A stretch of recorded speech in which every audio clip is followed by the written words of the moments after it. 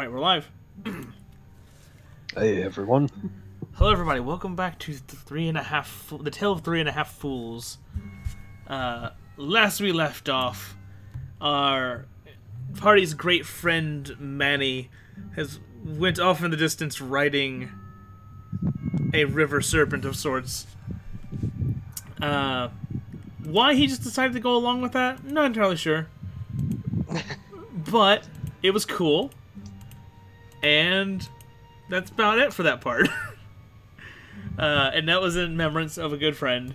Continue on with the story. The part... Oh, Jesus Christ. Did the host notification just get you? I think that's twice now. Oh, God.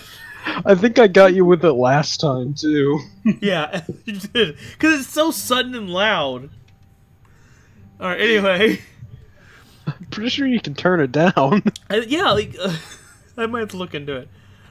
Alright, so our party continued on towards their destination, Berdusk. As they passed under the bridge to get to the port, the bridges leading in and out of the port have collapsed. And pretty much our only place to go is to the port of this town. What's our NPC friend's name? Crewman? Yeah, No, the one that Reprisal created. Oh, Siegfried. Oh, Siegfried. Siegfried. You guys, your ship pulls closer and closer to the port. The ports port towns of this size are usually a fair amount more busy, but the streets seem almost deserted. Ignore people in the streets in the picture I have displayed above everybody. Yeah, I mentioned that last time. You were like, there's nobody around. I see 3 people walking. And like you guys see like a wild dog run across the docks and scurry off into the town, barking at something. But that's about the only sign of life you've seen, except for maybe a few rats here and there. The surroundings seem practically dead. So, with that being said, isn't right, with that being said, I turn it over to you guys to start wondering what's going on. What's going on?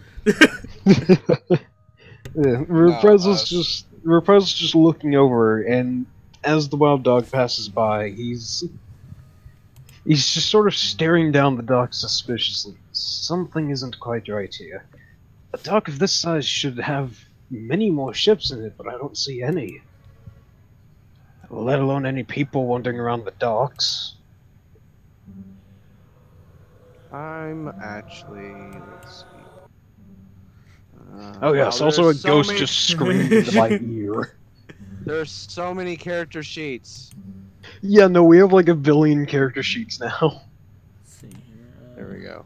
I was just trying to find mine, and it's just like... I should probably get rid of Caesar Pants. Yeah. Alright, I'm actually going to roll my perception and see if I notice anything. Well, fuck. Wait, what was it? you see that there was a dock and water. Yeah. Well, I think it's more along the lines of I don't notice anything else. Yeah. I like to imagine that you're just imagining the dock is fully populated. I'm gonna try that again. Yeah, I'm gonna try as well. So like, Varus You points should at let something. Reprisal do the work from now on. Like Varus like points at something. Like, is something like over there? And like Reprisal like sees very clearly what he's pointing at. And what? Yes, there's a thing over there. Just to I guess to clarify, I'll give you this kind of choice. What direction and what do you think you kind of see, Varus? Well, I was just trying to see if I can notice anything other than... Well, I mean, like, this is like, story-wise. Like, what is, like, Varus kind of think he sees? Like, you can kind of see, like, a shape of something, but, like, do you feel that it's, like, just something, that you're just... Well, yeah. I was rolling to see if I noticed anything out of place as to why Okay. the place would be deserted. Okay. That's what my intention was, to see if I noticed anything different than what you described. Okay. As far as like the place is deserted, you know, I could see that. I was just trying to see if there was anything different, like maybe So if there's like suspicious blood on the ground or like abandoned carts or you know what I mean, like just to see if there was anything different. well, you kind of like see a small bit of motion, and as you kind of notice and point that out, Reprisal looks, and it's very clear that something's moving. Let's see. Moving, Oh shit, there's a thing there. moving further in the town, like there is movement, but it's very little and very slow. But you do see like an occasional, maybe like a shadow run across an alleyway, as if someone's trying to escape something. On top of that, a lot of the goods on the dock are tipped over, and some of it just spilled out into the port itself, like into the port waters. As if like something had happened here recently. Okay, I'm going Something has put all of these people into a panic. I'm gonna try my Fuck! Do you want me to roll for it?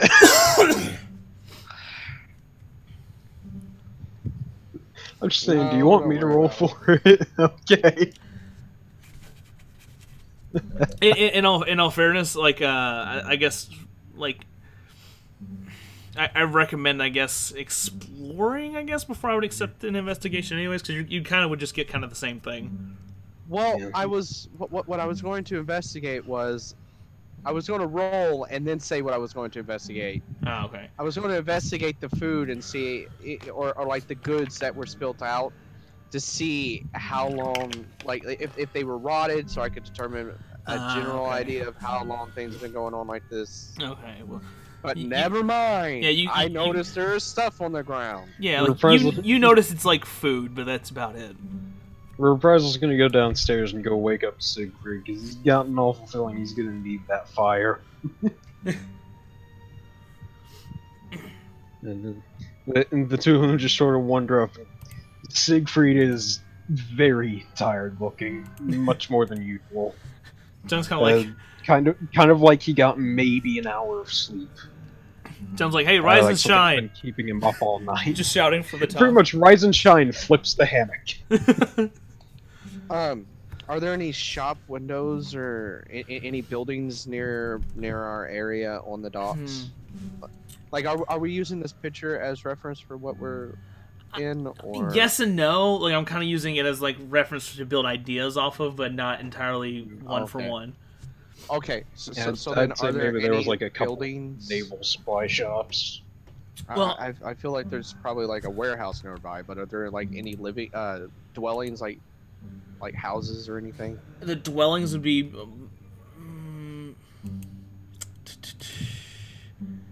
I think I mean, will like call. anything like I think I will call like- for an like a investigation shop for or- that one. Like Well, I'll give you this. Like there is like little shop stands and stuff. Some of them are like in Okay, disarray. okay. So I know there's kiosks, I guess you could say, Yeah. like for vendors. Yeah, you're But kind of are like there- in that area for that.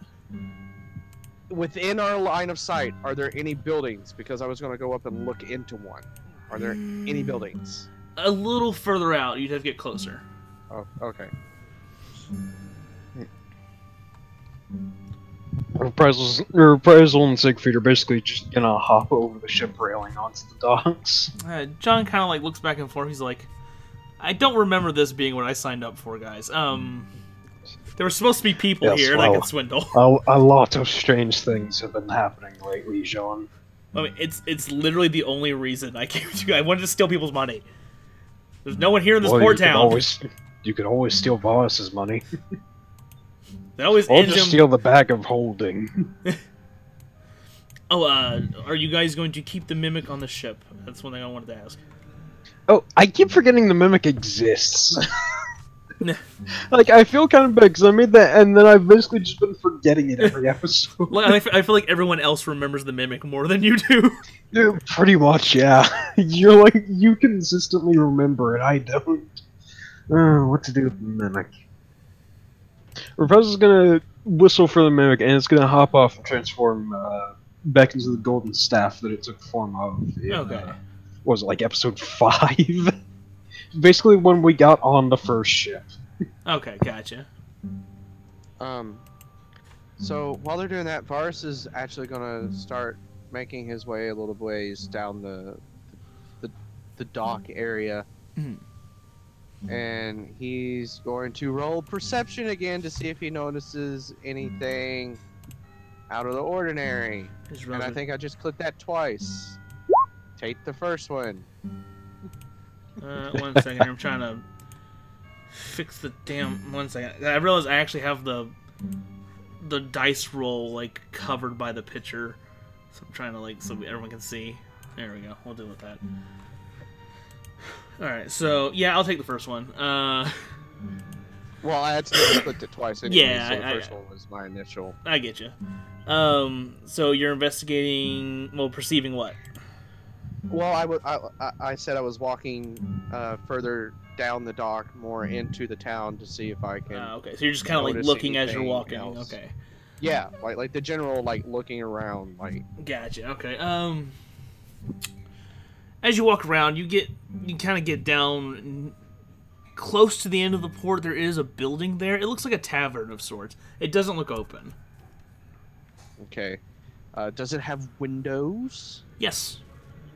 Okay, he's going to peer into a window and see what he sees. You saw the shit out of that window. Let's see here.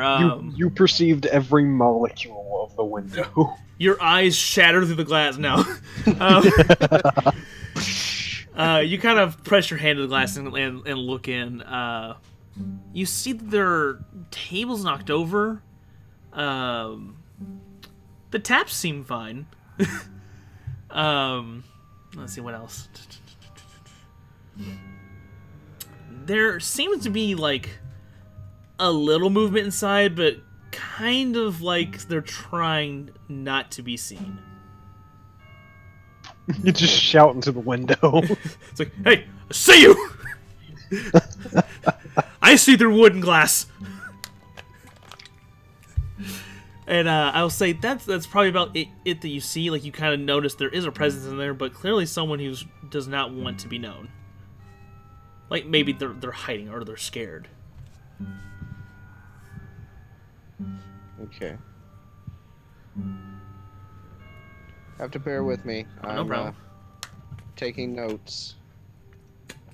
I'm actually improvising this entire beginning part. Like, I've only read. I had a feeling. I've only kind of come up with like a guide for myself. Nothing really more than that. Like, I know of events that I want played out, but everything else I'm kind of like, I hope this goes right. Yeah. I learned through watching videos and everything that you have a general idea of where you want people to go, and you have plot points. I feel like me and you have just been watching DM tutorials for the past 2 weeks. Yeah, and a lot of them are don't try to go into too in depth, because if you do, they are easily fucked up. Yeah, or you have to like handhold everything, and that's not fun. Right. Because all it takes is somebody saying, "I want to go into that building," when your intentions are for them to not go into that building until later on. Then you're like, yeah, it's like, God damn it! All right, fine. All right. Well, Siegfried is going to he's going to pull out his quarterstaff and he's going to start slowly moving up. He can very much feel that something is off here. And Reprisal is similarly suspicious, but he doesn't draw his weapons. Let's see here. Your perception earlier hasn't changed. So I'll say you definitely feel like there's kind of like an oppressive feel to this town, or this port town. I guess it's more of a city. It's huge as hell. Also, okay. This is for both of you. I forgot about this. The city's clearly like walled in. Like it's like that's been there. Like that's how this town was built. But it was for protection. Yeah. And so, other than the ports, there's only a few entrances, at least that you can assume. At least one at each of the cardinal points. Yes, exactly. Do we never really talked about this. Do we have a specific destination? Like, I know we're trying to get to Well, this is actually where we were trying to get to. Yeah. Oh, okay. Yeah. So do we have a specific area in mind as to where we need to get to? Like, do we need to get to the eastern part of town? I'm so glad that I asked you about this last night, Rain, before today. Yeah. You guys are in search of an individual that was in relation to the noble you guys had kidnapped and tortured. He is. Right, I know that. Yeah, and he's somewhere in this city. As to where he is at in the city is unknown. Okay, that's my question. That answers my question. If we had an area in mind that we needed to get to, or we were just basically winging it until we happened upon the guy or whatever. Okay. Pretty much all we have to go on in regards to the guy we're looking for is his name. And that he was at one point in this town, not necessarily that he is in this town. Just Also, or at least that this town was his local haunt. Did we ever decide on a name?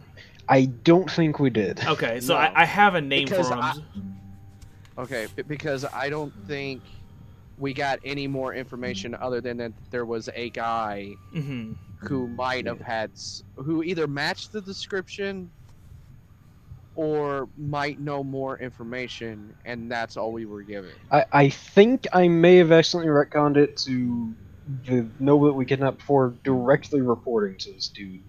Okay. But like in a sort of working up the chain of command style thing. So, since we're saying that we know his name, I'll go ahead and tell you what his name is then, since I have had this idea for him. His name is Sir Adamar. Okay. Already looking for... So, Siegfried is basically just slinked off. Like you notice that he was very wary, but of the whatever's happening here. But he was also slinking off in his own direction. Oh, okay. And he was very focused on something over there. Would you say he's going the opposite direction of the party, or? I'd say that he's split off, and I think he's slinked down a side alley. Okay. But he's probably moving up into the city as well, his own way. Alright, so he's just kind of like, screw these guys. Well, remember, he had something that he was looking for in Berdusk. Oh, that's right. He never told us what specifically, though, right? Yeah, because I also didn't have an idea of what specifically. I think I've got like a general thing planned out for what he's looking for. Let's see. Varus is just gonna keep. He's gonna move at a slow pace, just so that he doesn't get too far ahead of everybody else. But he's gonna keep. He's gonna keep moving further into town to see if he can find either anybody to find out what's going on, or see if he can discern anything. Okay, so using your investigation of 20, as you continue walking along, God, at one point the moans, there's one that sounds just like Tim Allen, and it makes me laugh every time. Yeah, it's just that. Like, alright, sorry. You are walking, and you're about to step on something, but you notice it just in time, and you stop, and you realize it's a string across the alleyway that you're walking now, as you walk further into the city, and it's... Ooh, is it a tripwire? Well, it's actually adorned with various metal objects that would probably make a very discernible sound if tripped. So a tripwire. A tripwire that makes noise, yes. Let me see here. Let me 1 second. Oh, I just thought of this too. The sound of the bridges collapsing have probably made a fairly loud sound as well. So like Oh, something a might have bridge hurt that. collapsed. You know, at the end, like the two bridges leading into the port collapsed. I even reiterated. Oh yeah, that's right. Oh, yeah. So I think we sorry. sort of forgot about that detail in light of getting everything else. I was getting all my stuff set up that Oh, I get you. yeah, okay. There was. I'm also sort of actively working on what Siegfried is looking for at this very moment. Well, I have something I want to do. So I just wanna I'm make sure sort that of half here. I can do it. So give me a second. If you need to No move on problem. to somebody else, go ahead.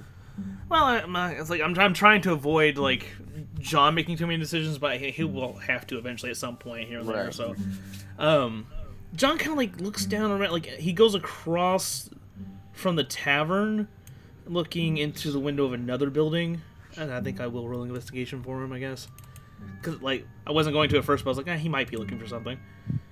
Let's see. I hope he rolls a 2. Investigation is pretty good at investigating. Damn, Aw. he investigated the hell out of that. Yeah, we seem to be having suddenly good rolls at finding things. Alright, so, with his critical investigation skills, John sees into this, it looked like, let's see, what can I say here? It's, it looks like a dwelling, but kind of like a dwelling that's also like a shop as well, like, I know, like a seer has lived here, and she kind of like works a business out of her home. Well, it doesn't particularly matter. He assumes that she, because he sees like a dress on a mannequin, like a wood mannequin, and he sees various trinkets and things in there that he thinks might be valuable, but isn't 100% sure from where he is. Okay, so I can. Varus is going to use his thieves' tools to attempt to disarm the I think he tripwire. disarmed it. Yeah, I'll say he disarmed it. I feel like that should have been a critical roll, but you just have a +8 to it. It's one off from being critical. Yeah, he rolled a 19 and he has a +8 for it. And so as you disarm the tripwire, you prevent any sound from being made as you're extremely careful disarming it and taking it apart. I feel like he basically just dissolved it. I'll say that you can take this piece of wire with you and whatever scraps of metal are there. Yep. It Alrighty. might come in handy for something.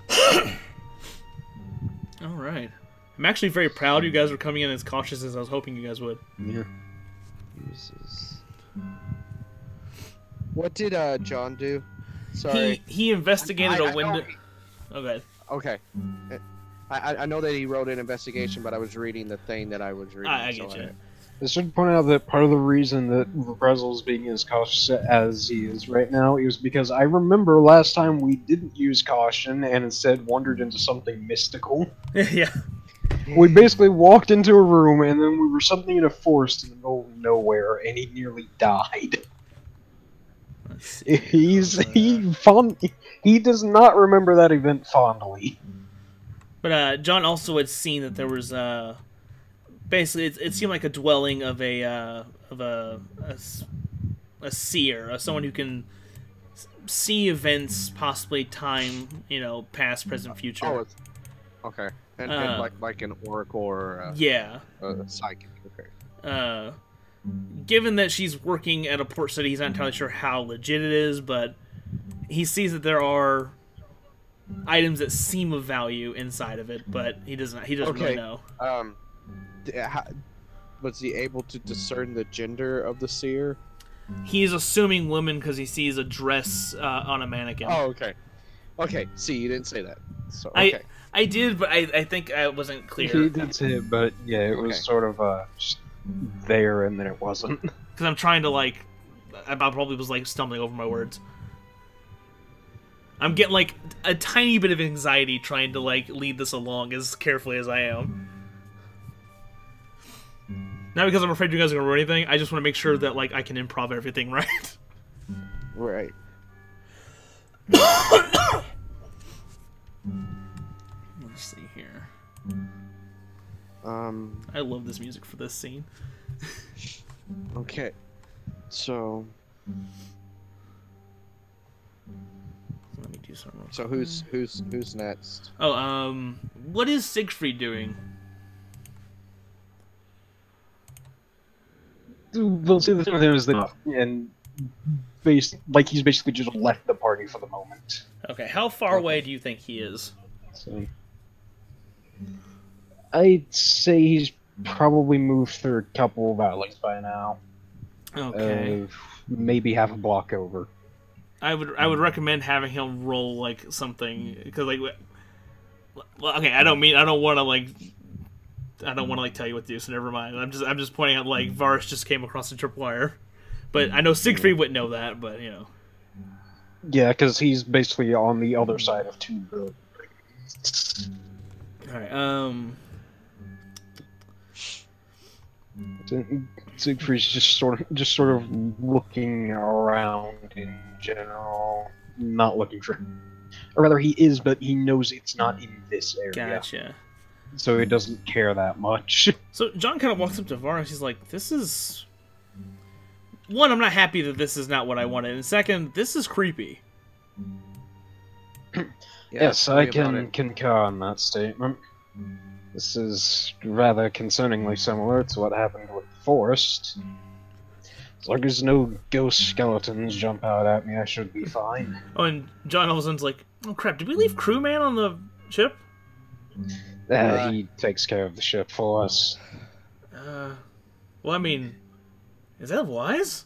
He kind of looks back. He's like, well, I guess I'll be fine. I mean, nothing's over there.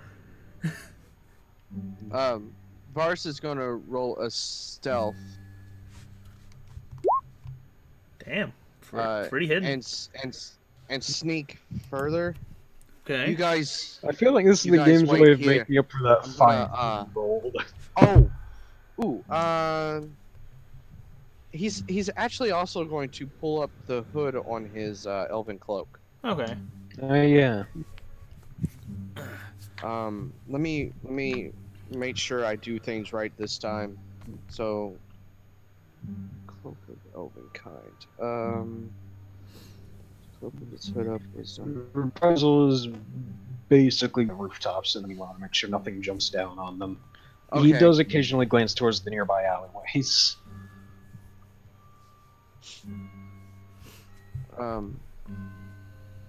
So I'm gonna re-roll my stealth. Mm-hmm. Because I get an advantage on it. Yeah. So I'm gonna go ahead and. Now I will say if it's. It doesn't matter. Still above 20. Yeah, I was gonna say even if it's worse, I would give you the first one because you still rolled a natural 24 anyway. So. Yeah. So actually, forget that. Let me go ahead and keep the second one. Yeah. Or the Doesn't matter. It was still above 20, to be honest. Yeah. All right. So he's. So before he disappears, well, to their perception, he tells them that he's gonna go and kind of like scout things out. But he leaves a word of warning. There are apparently traps nearby. That doesn't necessarily. What I found doesn't necessarily mean deadly traps.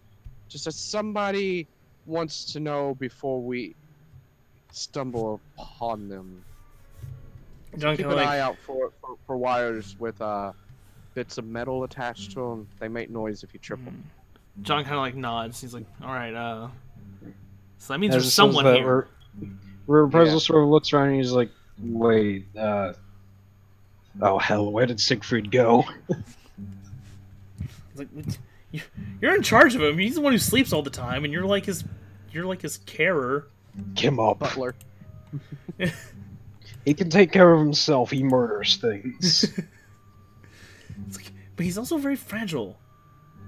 And He's really not. And he wants to. He always wants to sleep. What if he sleeps on the road and something finds him? Yeah. Well, speaking of, we should be finding him because he seems to have disappeared, and thus we'll know about the traps.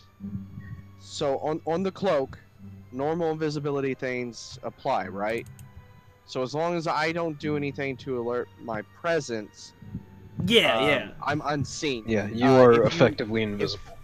If one of your if one of your like NPCs tries to discern me, they have to make a perception check. Yes, exactly. Okay.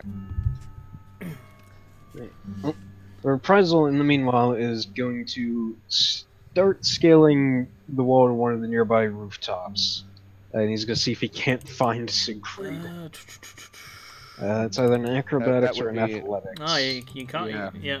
I was actually looking that up right now. I remembered it was one of those two. I think depending on what you're doing, like how you're scaling. Like if you're running up the wall like parkour style, that's an acrobatics. Yeah, or like when Dempsey wall jumped a crevasse. Yeah. Well, I mean, he's basically just straight climbing up, looking for footholds. Okay, and handholds I think that's athletics. Yeah, so I think athletics. that's athletics. Yeah. Oh, here's hoping that +1 comes in handy. Okay, 18. That's an 18 plus the one that doesn't automatically count because I hope of this Jack of all trades. I hope this doesn't like end badly eventually for us with all these rolls. Yeah. Right. Yeah, that's the thing. I'm really suspicious of all the good rolls we're getting. Alright, so So Reprisals basically just he's making his way up to the rooftop. I'll say that you're probably like at the peak of the area where you can start climbing up, but you're not up that far yet. Like you're starting to pull yourself up there now. Yeah, Reprisals working his way up. Let's see. And John's just kind of like take him a couple minutes. things. John's basically just looking around at stuff. Yeah. It's like, where's it? He summons Bob. He's like, at least I have you, Bob. Well, at least I have you, Bob, while I'm scaling the wall right next to you. He knows that Varus is gone because Varus told him. But, like, Reprisal just disappears. Yes. So climbing up a building. Yeah, here's the thing. Reprisal's, like, climbing up the wall directly next to John. So, like, he summons Bob, and then, like, Bob kind of looks at him, and then he, like, flies off into the city. He's like, what? God! Everyone's leaving John. The one good thing is that Bob is actually more or less taking in the area for John. Yeah. I'm gonna roll perception for John. It's technically for Bob, but I'm just gonna say it's for both. I expected as much, really. His Bob is half blind. Actually, I think Bob has a passive perception, but I was going to use John, so that's what we're going to do. Bob kind of notices motion even further into the city, but isn't really sure how to make it out. Like almost like something's blocking his senses. I have a suspicious feeling I might know what's here. Let's see. Now, so I'm gonna double check Bob because I'm pretty sure, like, so that way I don't fuck up again. Yeah. I think you have like a passive perception of like 14 with him.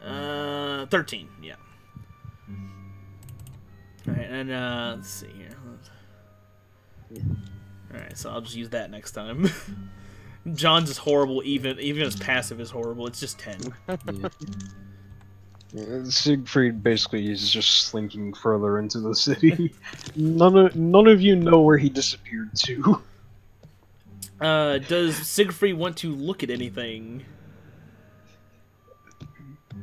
He's gonna look around the empty street that he's basically standing in the middle of, and I'll say that. Oh, go ahead.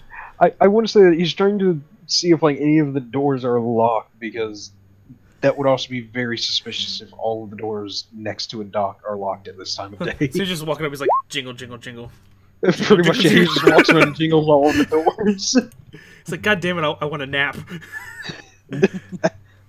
I'll say that I just want to find this person and get out of here. You jiggle one door up and it does not come undone, but the next one you go up to, it doesn't want to give, but it's clearly like weak. So if he so chooses, he can probably like put a little pressure into it and open it. Well, someone didn't lock the doors properly. Let's find out what's inside. Alright, so he's gonna open it? Yeah. He just accidentally breaks a lock and wakes up the whole town. It's like... Just like, whoops. Yeah, no, like a tornado siren goes off. And then I'm just like, you're in Silent Hill. Oh. Don't you have to have thieves' tools too? Well, I said... He's not even picking the lock. He's basically just opening the door. Oh, he's trying to try. Okay. Yeah, he just kind of jingling it, and the descriptor is that it feels like it could give if he kind of puts some strength into it. Okay. Mm-hmm. Or you can just blow it up. He has abilities. Yeah, that's true. He could just burn the door down. He doesn't have anything to explode it with per se, but he could just burn it. He has like a firebolt or something, right? Yeah, he's got firebolt, but that doesn't explode. Oh, okay. So, if you want to... let me see. I mean, he could, like, totally blast it down with burning hands. I'm But I assuming feel like it's going to have a bit more of a negative effect. yeah, he's wanting to stay He's low-key. wanting to not burn down the building. I'll say you can roll athletics, I think, to try to open, like, to essentially break the lock. Wouldn't that be strength? Athletics is strength. It's yeah, it's athletics strength is a strength check. Right. Let's see. Yeah, he rolled an 8, so... Yeah, yeah, like... I guess the door, like, punches him in the face instead. He just kind of, like, jingles it more, and he's like, oh, I should have went to gym class. Yeah, I was thinking more along the lines of, like, the comedy movies when they try to break down the door. And they're just like, oh, jeez! Oh wait, he does have a quarter staff. He could just hit it with a quarter staff. Hey, give it a shot. Like, he could just full-on fireman just bash it down. That didn't work either. You hit it, and it kind of like vibrates in your hand, and you're kind of like, that hurt. I shouldn't have done that. I'll say that it made... Like when you hit something solid with a baseball bat, just like... Yeah, basically, it's like that. It's like a vibration in your bones. I'll say that it made, like, a not really loud sound, but it definitely made a thunk. Thong.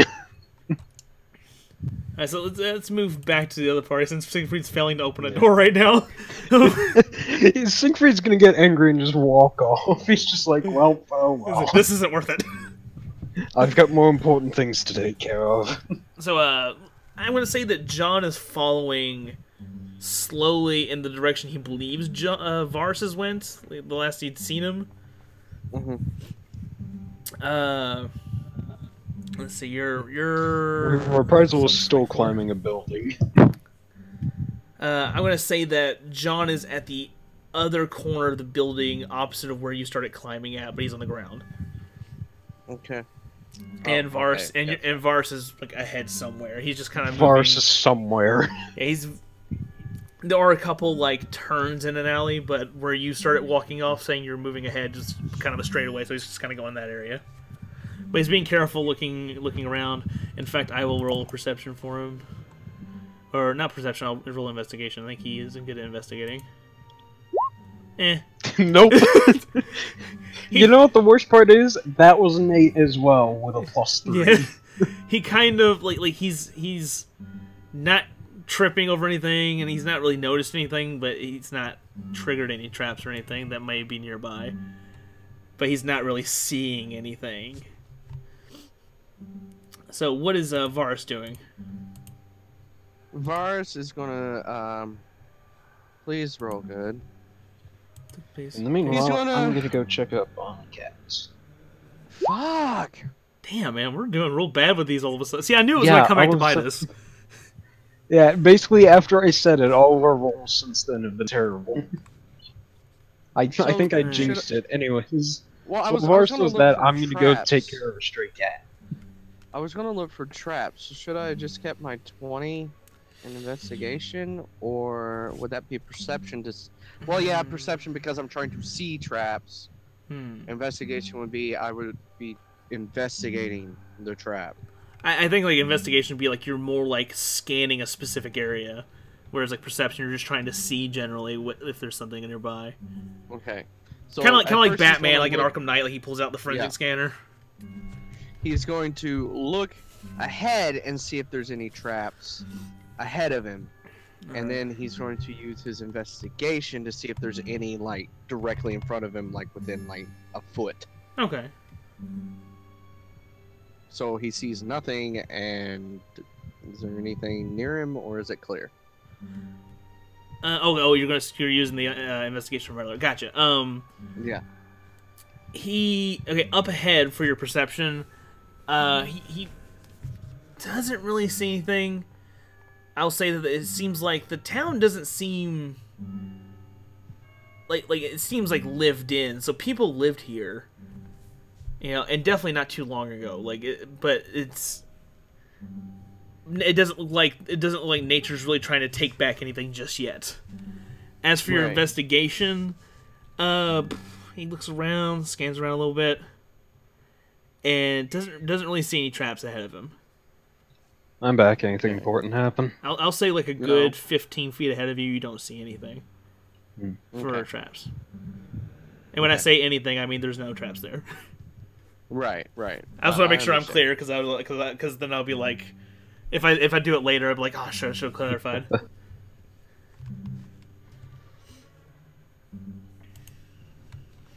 I feel like I'm telling like a ghost story to a degree.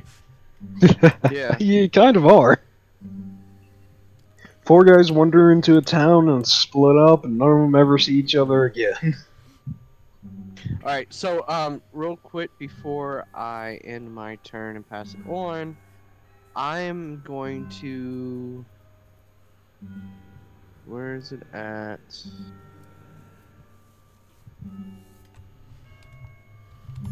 I'm going to use message. Okay. And I'm going to point at John. Okay. And I'm going to tell him that the way ahead is clear. Okay. So John receives your message. Let me see. Because I'm going to say that he's within 5 feet. Because within the period of me saying that I'm leaving and me coming back to my turn, that's not like, because we determined that a turn is like seconds. Yeah, that's true. Yeah, so I'm going to say he's still within 5 feet, and he's going to point, and he's going to say, the way ahead is clear, just use caution. Okay. I'm playing like very fast and loose with like that, like time and distance, but that's absolutely fine. I appreciate the because that makes it a little more realistic. Yeah, because in order for this to work, I have to be within a range of 5 feet. Alright, so John kind of like nods. He would have replied telepathically, but he has to actually be able to see what's talking to, what they be talking to. You can reply with my message. Oh, that's right, you can. The target and only the target hears the message and can reply in a whisper that only I can hear. Oh, okay, I forgot about that. So John like kind of replies back. He's like, okay, what was I gonna say? It's like, so is Reprisal just gonna stay on the roof? He just says as he falls behind. Reprisal's just moving along the roof. He's trying to find better vantage points. Okay. So, let's see, Bob actually kind of like flies back, probably lands like maybe 10 feet in front of Varus. Like, he doesn't know Varus is there, he's just landing there. And he's kind of looking around. He looks a little worried, but he's not entirely sure what's going on. Like you can just kind of tell from like his general reaction. Let's see, and let's move over to Siegfried again real quick. What's he doing? He's still moving up, but he's... Oh, so he gave up on the door? Much closer to what he's looking for. Yeah, he basically just gave up on the door. He literally just went, I have more important things to do than open this door. I know what I'm looking for is not here. The door has bested me. The door has bested me in an optional challenge. Okay, so as Siegfried walks ahead,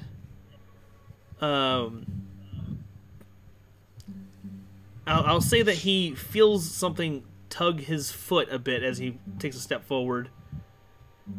But he immediately reacts by kicking it. You just set off a tripwire. Uh-oh. I feel like he just stumbled by accident. He's just like, damn. I was actually gonna like allow him to actually see it, but then you just kicked it. No, Siegfried does not care for your games. He is a man of single focus. Who put this tripwire? Fuck this thing. I do not appreciate this tripwire. So I'm gonna say that the party actually hears that, and it's coming from an area further down an alleyway.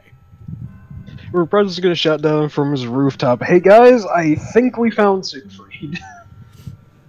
I have this feeling that he may have just done something. Let's see here. Let me turn it low here.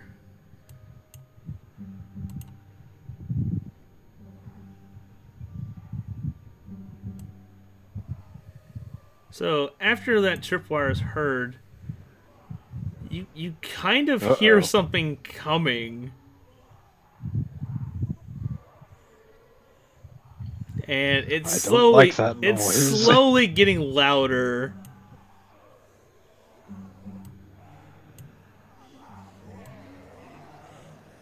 Gentlemen, I think we may have just found what was causing all of this. Alright, so, or rather, I think Siegfried found it. Vars can, since he's kind of up ahead along with Bob, very clears them coming ahead of them. Do what now? Well, I don't know if you hear the horrible noises that are playing, but you basically hear that noise coming closer from ahead of the alley that you guys are walking towards. Sounds like... Yeah. Okay.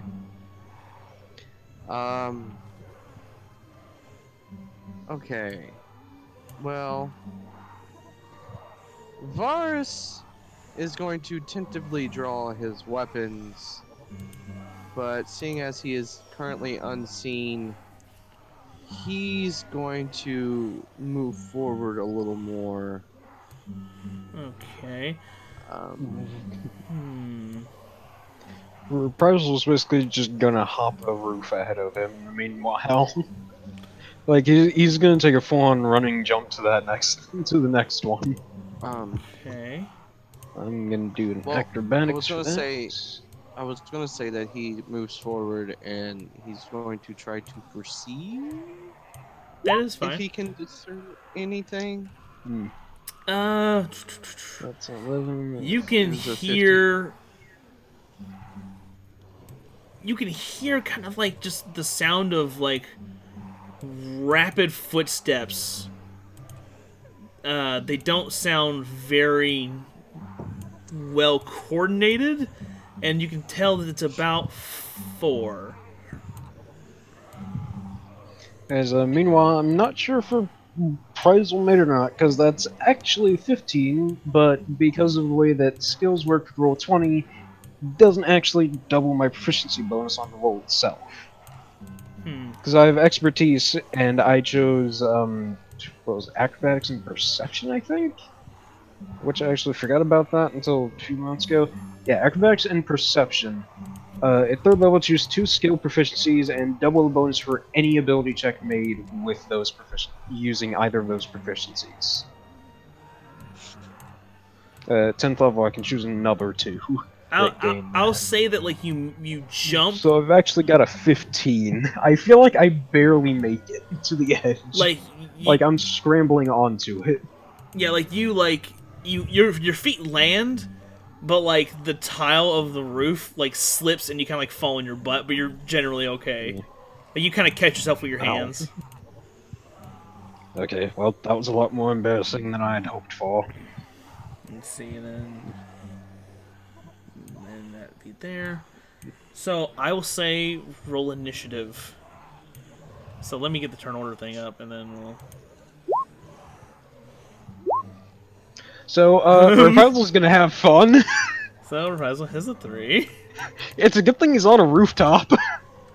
And let's see, Siegfried is a 15.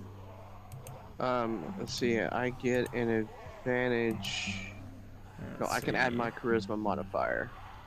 Let's see. My turn order just imploded. I can no longer see it. Let me take. Wait, no, is that who I think it is? Okay. Right. So mine is 22. Yours is you're ridiculous with the damn initiative. Yeah, no, he's insane. All right, and then John will roll initiative as well. Where's initiative? There's initiative. Okay, I'm with you. I'm with you, Reprisal.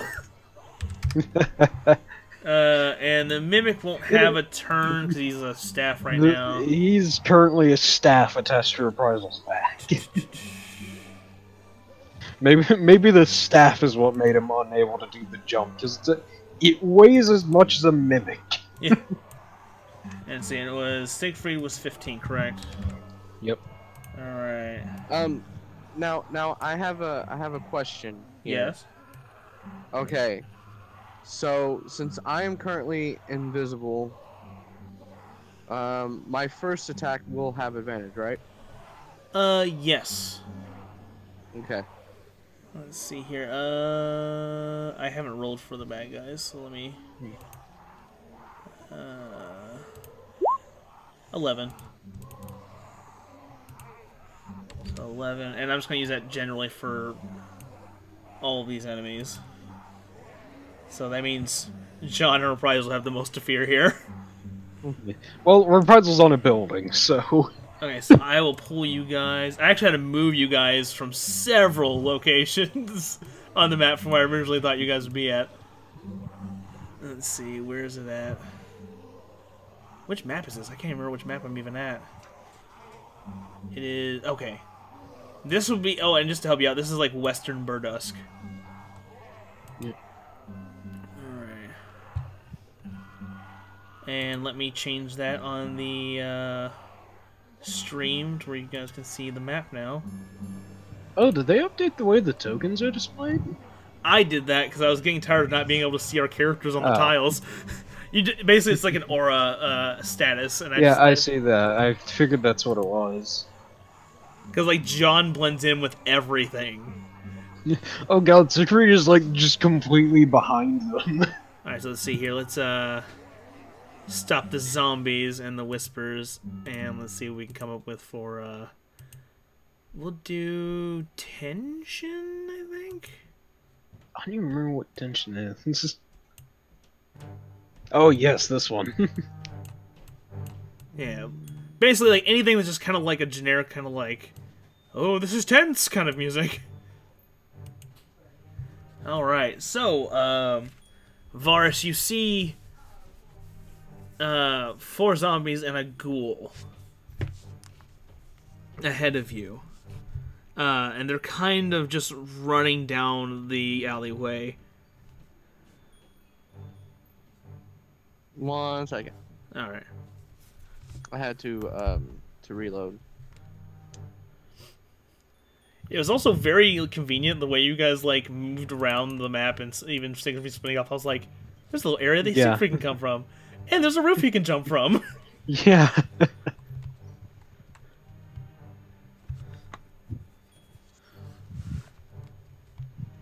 So what was how many of what? No. 4 zombies. 4 zombies and a ghoul. 4 zombies and a ghoul.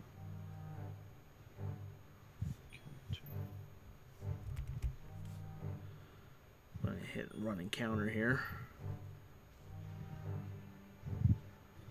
There we go. Is that for real? Wait. Oh no. Okay. It was like when the encounter ran, it had John's thing as initiative is 11. I was like, "There's no way." Sorry, I had to reload, and so it's taking a no second. Problem. Because when you switched us over, mine didn't move, so I had no idea of like anything. Gotcha. Okay. Yeah, yours. Well, and that's just because my internet is Yeah, I get you. Shitty. It's weird. Also, during this time, I'd like to point out that we are not sponsored by Panera Bread, Bagel Tuesdays. It's not even Tuesday. Yeah, no. They don't sponsor us, so we don't care. Okay. So 4. I will say it's a good deal. 13 bagels for $7. That's less than $1 a bagel, folks. Let's see here.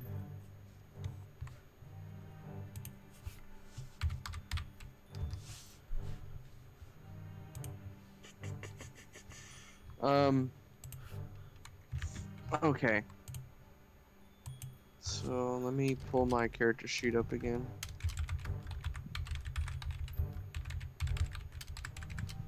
Ours sheet.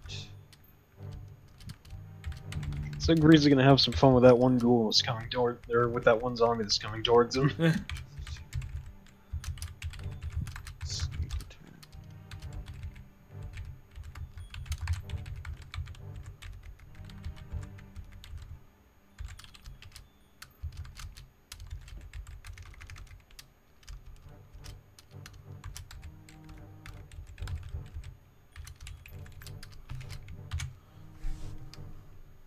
Okay. And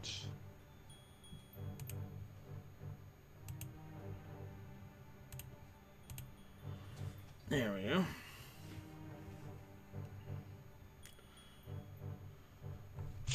alright, which means Oh, do you guys want to know what I named this episode? what's up? It's Welcome to Berdusk. You must die. Alright, so Varus is going to first. Dang it.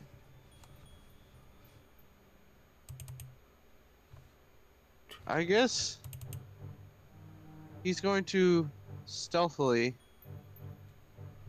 move here, I think.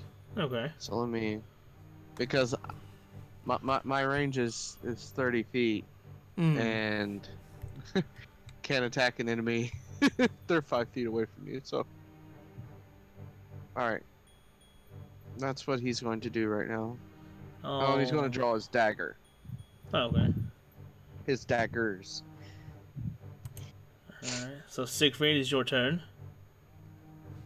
Okay, let's see here. Oh, okay. Yeah, no, let's go. Let's see. Did not mean to do that. No, that was a sudden shift. Where is my ruler?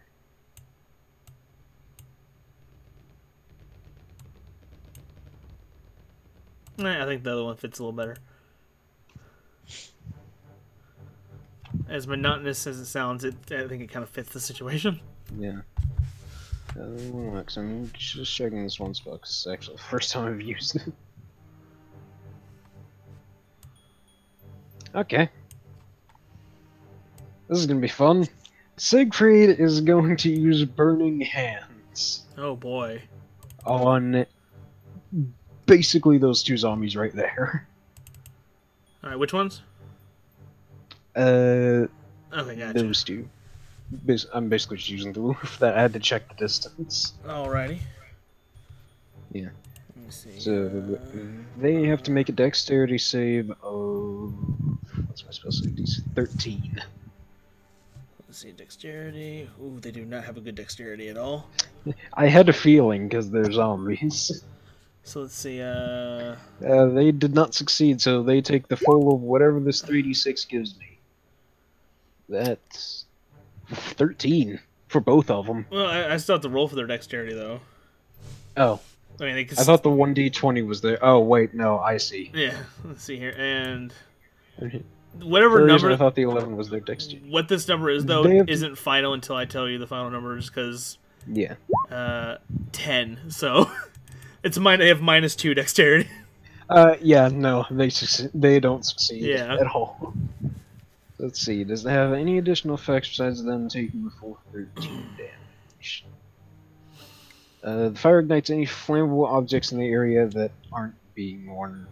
I have a feeling I may have just burned down a building. I really hope these are stone walls, because otherwise Siegfried just set that building directly ahead of him on fire. Anyways, they both take 13 fire damage. 13 fire damage. Okay. Yeah, So, each. So let's That's see. for each of them. Yeah, let me get my calculator out. 27 minus. Let's see, what do I have for bonus action? 27 minus 13.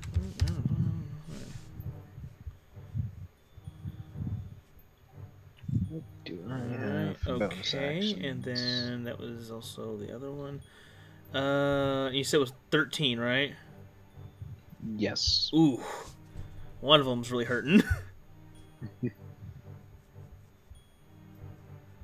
Alright, I'm actually going to designate which one's hurting the most. This one is very injured. I want to say it can't even move right now.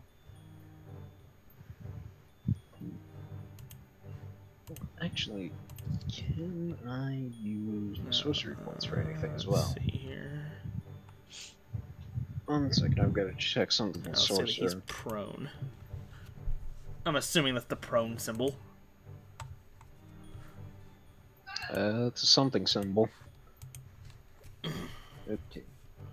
What can I do with sorcery points besides spend them on twin spell? Nope, that's not what I need. That's not what I need.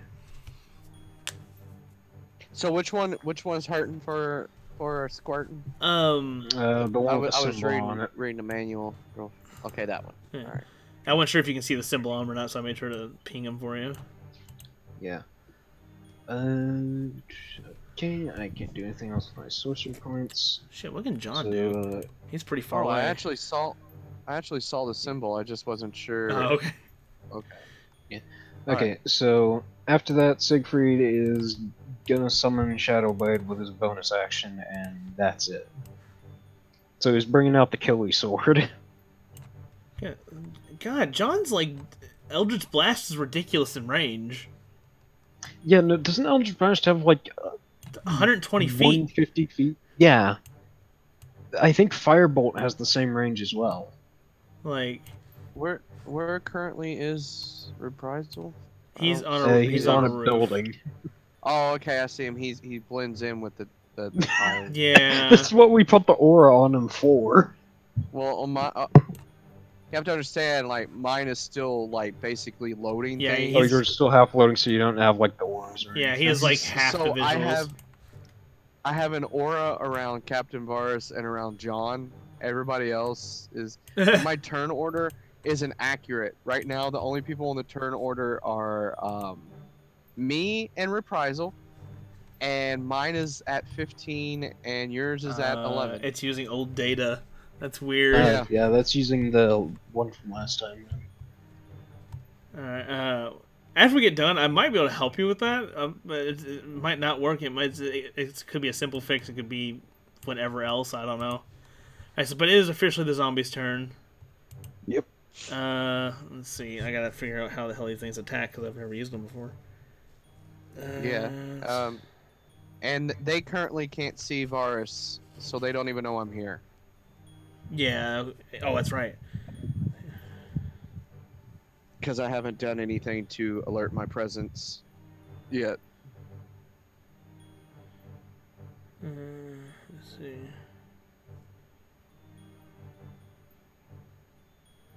Oh, interesting. I'm I didn't guessing actually the know that. ghoul is the one in the white shirt. Yes. Okay. So let's see. Bring up my dice roller here.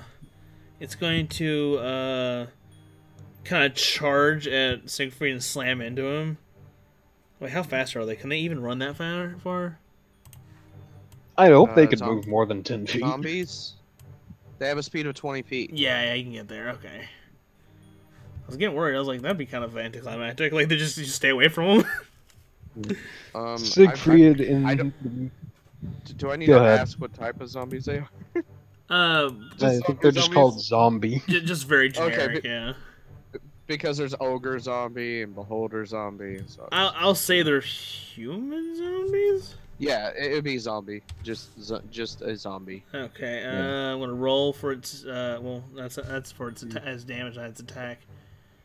Well, Zombies?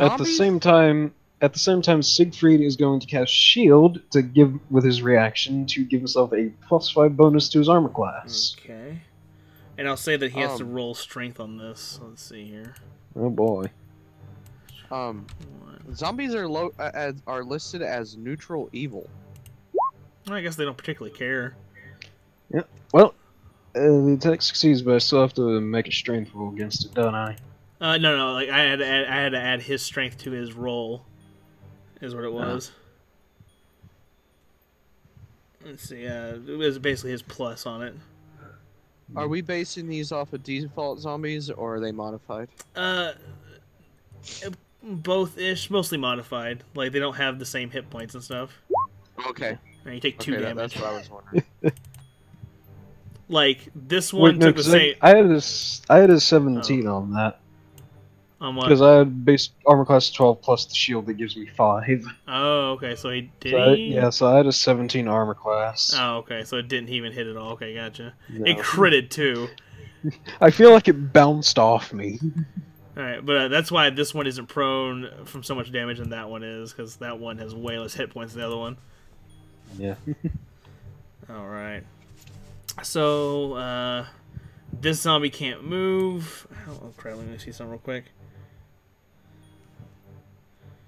Oh, let's see, that one, okay. Alright, this one just sees, like, a little dragon thing, and he's like, oh, I want that. So hey, I want to eat that. So he's like just kind of coming over here, and so is like this one. This one's just like running at it, and then this one, I'm gonna say it's a fair amount more cautious. All right, let me see. It's smart. We must kill it first. And I'm gonna say it only inches ahead, and that'll be their turn. It is John's turn. Let's see here.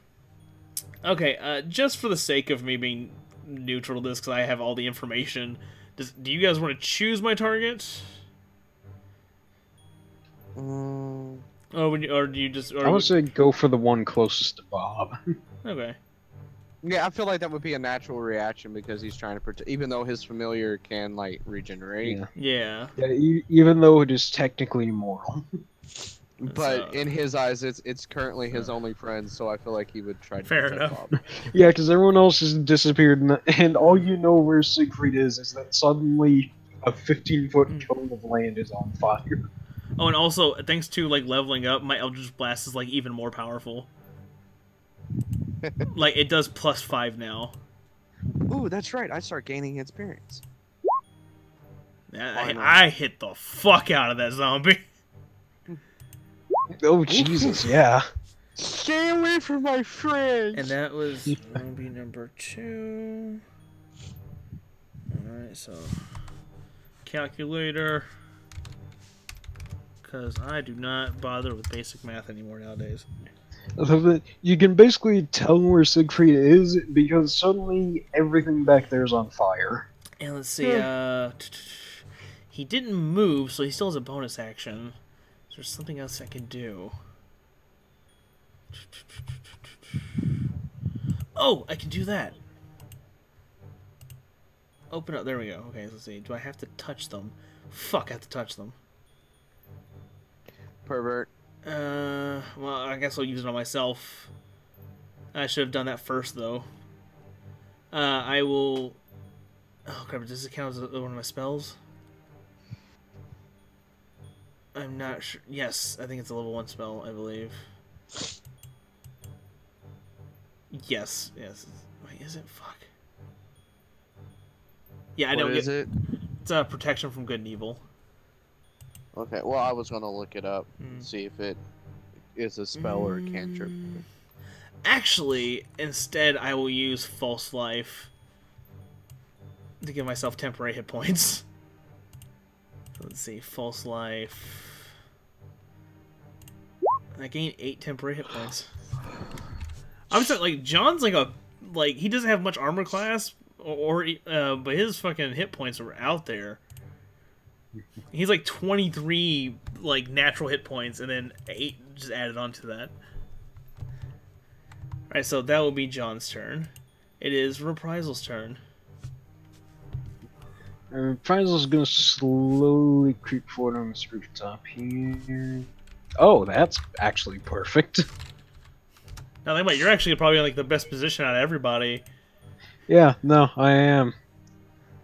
Let's see what I can do that doesn't involve me dropping directly on its head. Oh right, nothing because I don't have attack spells. Well, I suppose I could always blind them with light. Oh wait, no, I do have an attack spell. That's right. I'm gonna use Dissonant Whisper on the zombie directly below me. Okay, alright, so you're gonna use what spell? Dissonant Whispers. Dissonant Whisper. Oh, okay. The fun one.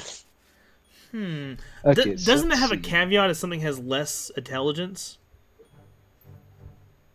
No, only if the creature is deafened.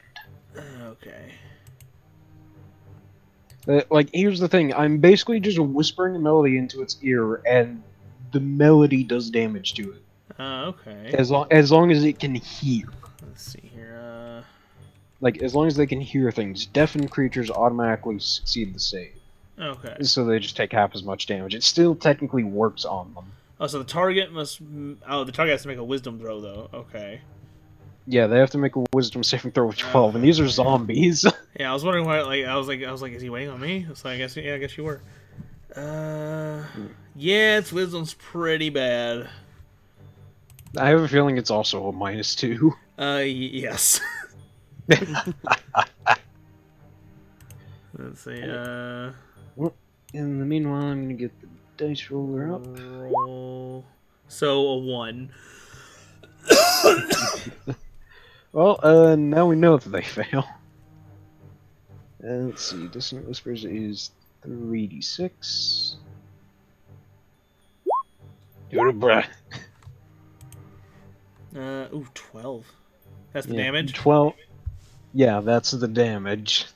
Okay. And since it failed the check, it now has to use its reaction to run away from me as far as it can. What I love about this is zombie's like, ooh, bad, run away. This is just like, I don't like that. I'll say it runs this way. Oh, good. I feel like that was more than 20 feet. Oh, that's right, 20 feet, sorry. Yeah, it only goes up to its walking speed. So it'd be right here, I think. It was directly below me, so yeah, right there. There we go. I forgot that it's like, Yeah, the corner no! behind Bob. Bonus points is that I believe Bob is allowed to take an attack on it because it's moving within his sphere of influence. Yeah, true enough, I suppose. Let's see. An attack of opportunity. Yeah, an attack of opportunity. I called it a bonus attack. Let's see, Bob. That's basically what it is. Okay, let's see here. It's... I'll say he uses his, Oh, crap, come on. Come on. Well, it doesn't matter which one I really use. So... It's a 1d4 plus 2, okay. Oh, and it has a plus 4 to the hit, so... So... Plus 4, roll. Go, Bob. And then it's 1d4 Ooh. plus 2 for the damage. 6. Ooh, max damage. So let's see here, and that was zombie 1. Okay. So it took a grand total of 18 damage. So it's still alive. Yeah, I figured it was still alive. It's probably very hurt. Yeah, like it's definitely not nowhere near as active as it was a minute ago. And it will be... Oh, is it Reprisal done now? Or has he got more? Yeah, that's Reprisal turn. He has nothing that can do bonus actions except for a healing spell. Alright. Captain Varus. Alright. So, Invisivarus first needs to find out distance. So give me 1 second.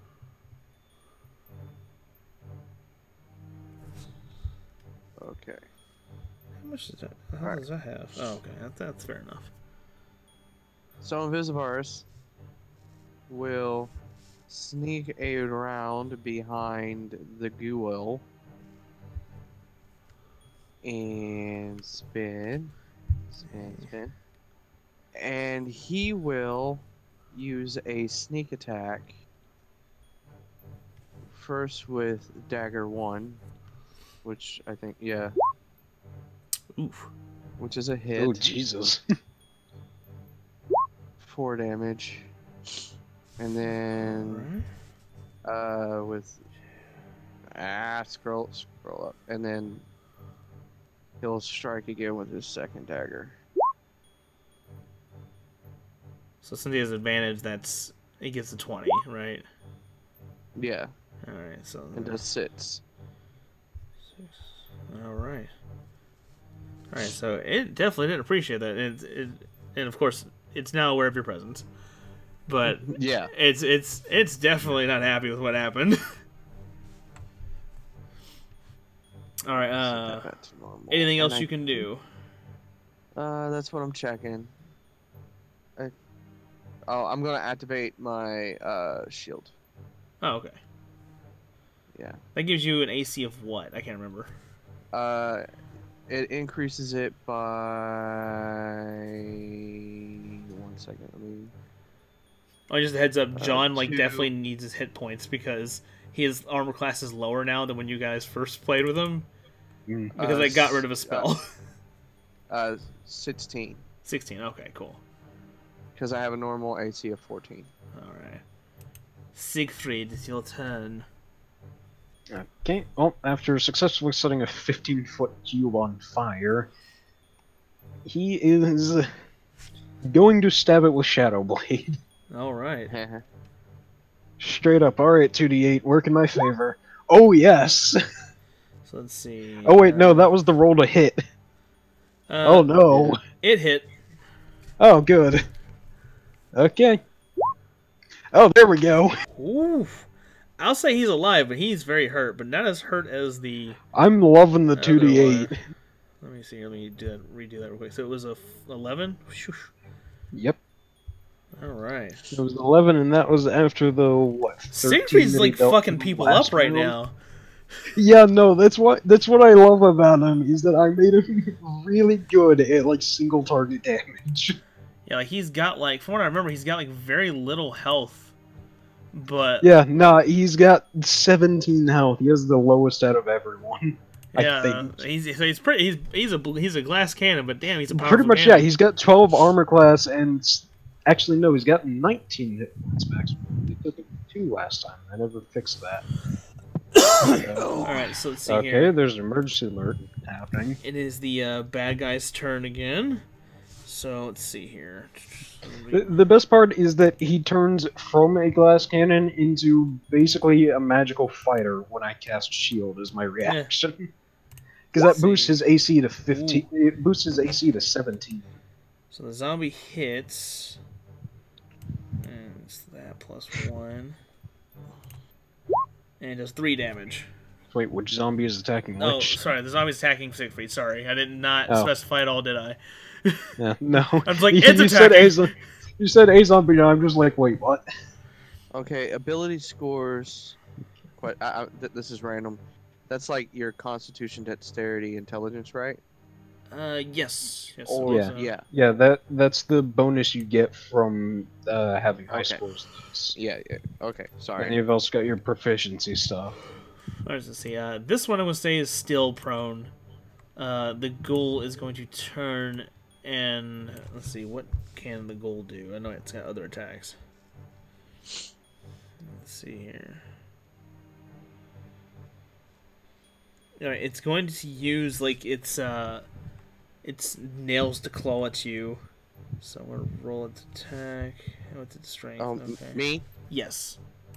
Okay. Sorry, I'm very much just like, and it attacks you, and then everyone's like, who? And that fails, right? Yep. Alright, so it kind of like, it like scratches you, but like, it just like scrapes across the armor, and it's like, well, okay. All you've done is trim your nails. Yeah. Yeah. And this one rushes Bob. Let's see. I do not remember Bob's. He definitely hit him. I'm though, pretty sure regardless. it wasn't 21. Yeah, it sure as hell isn't 21. It's 13.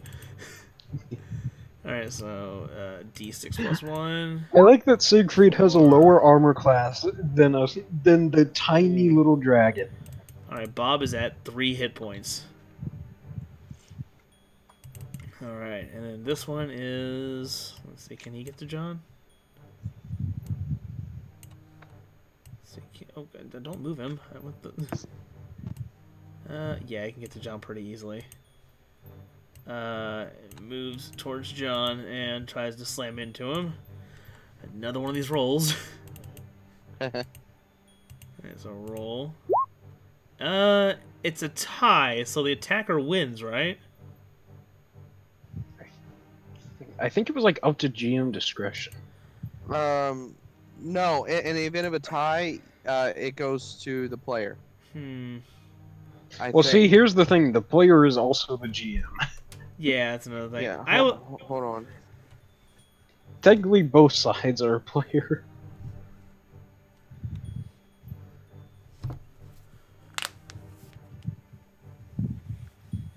One of these has a thing on ties. Let's see here. It would be under rolls, right? Page 194 of the player's handbook. If the total of the roll plus modifiers equals or exceeds the target's armor class, the attack hits. So, attacker wins if it's a tie. Because it has to equal or exceed. Well, I'll go ahead and say he gets hit.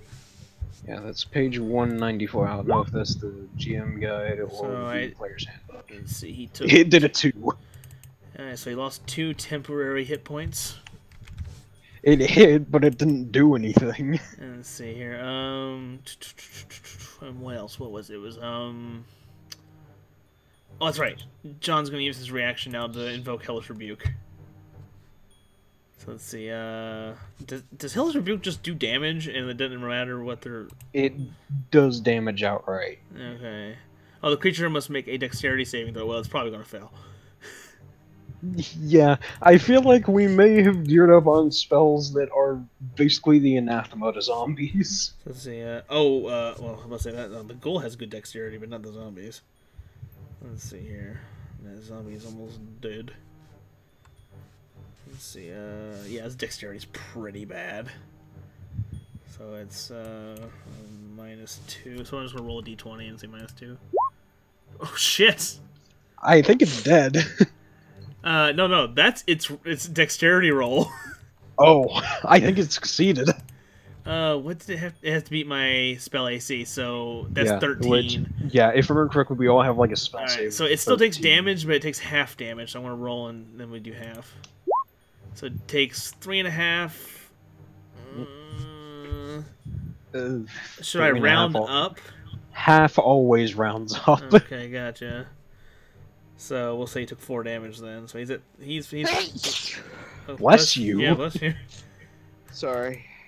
All right, so that one's hurting pretty bad, and basically John points at him like, "Oh, you done fucked up, man," and he bursts into I'm flames. gonna set you on fire. And now it is John's turn. We are basically just very good at setting things on fire. Pretty much. John is going to... Let's see here.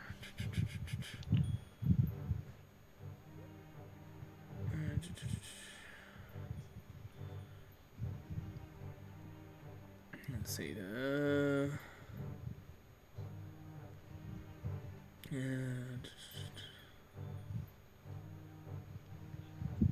Okay, so he's going to use protection from good and evil on himself, which takes up one of my spell slots, which I actually have 4 of now, I think, or is it? No, I have 3 of them. All right, so I use 1, so. All right, no, total's 3, and then I used 1, so that's 2 left over. And basically, he has advantage on undead now. But he can't attack now, I believe. So he can move, I guess. How far can John move? Because he can move out of his range.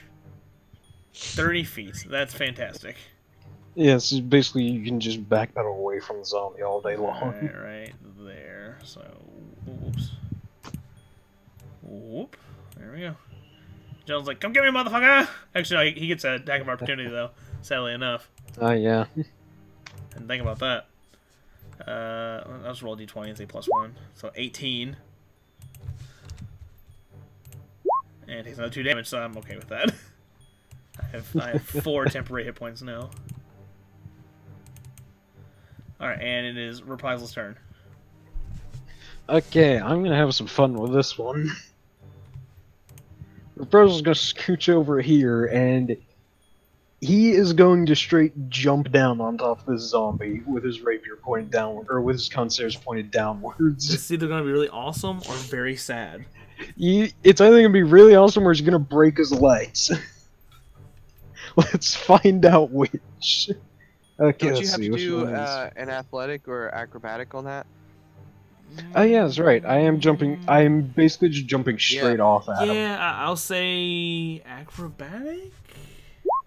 Because he would have to see if he mates like the landing itself. Yeah. Oh right, double thing. 17 then. That's not so bad. My brain forgets about expertise until the last possible moment. Alright, so you land perfectly. Oh, or you will land perfectly, anyways. Yeah, I will land perfectly. It's a matter of whether the concierge hits him or not. It does not. Okay. In fact, that was a critical fail. Fumble table. To the fumble table. I'll get the 1d100. Alright, let's see here. I like to find a different one that has like a bunch of things. I think I like that. Go ahead and roll your 100. 77. I feel like 77 is bad. Oh, this one actually ain't too bad. Oh, actually, let me see here. Yeah, okay, we'll go. That's fair. So basically, you go last next turn. So you basically get skipped essentially next turn. Wait, I go last next time anyways. Well, yeah, well, I guess you really don't have any negatives then. So congratulations. This is the only problem.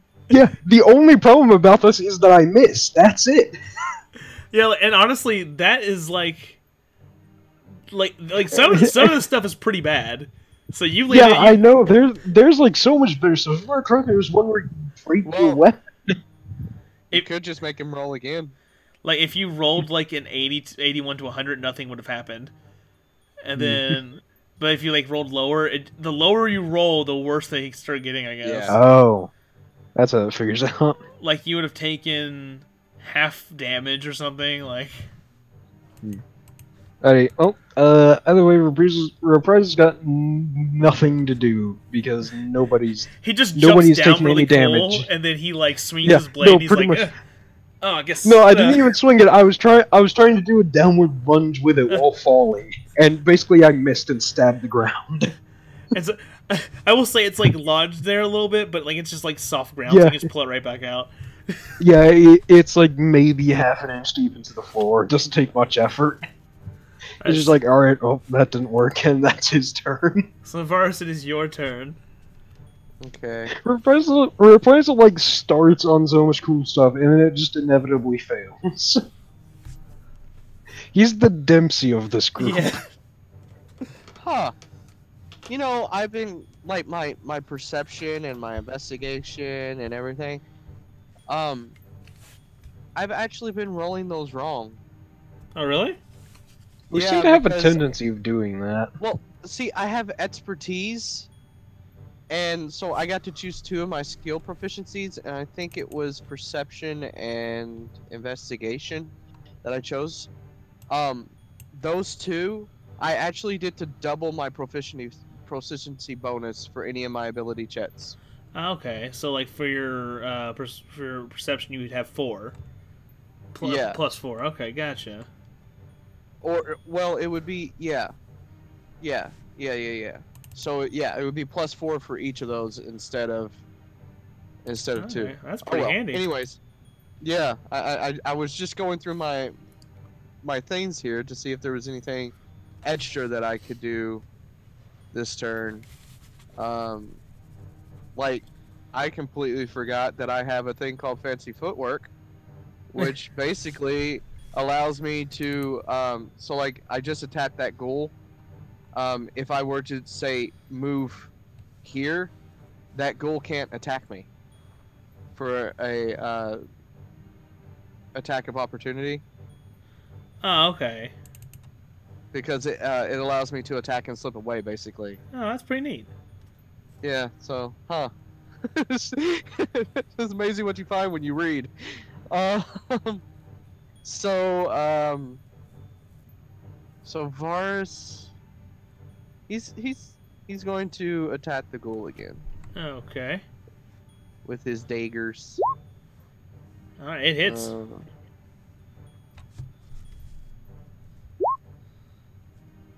And then dagger 2. That one misses. Yeah. All right.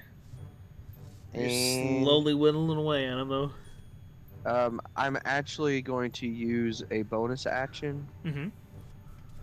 to use. I think it's the cunning action. Yeah, cunning action to use the dash.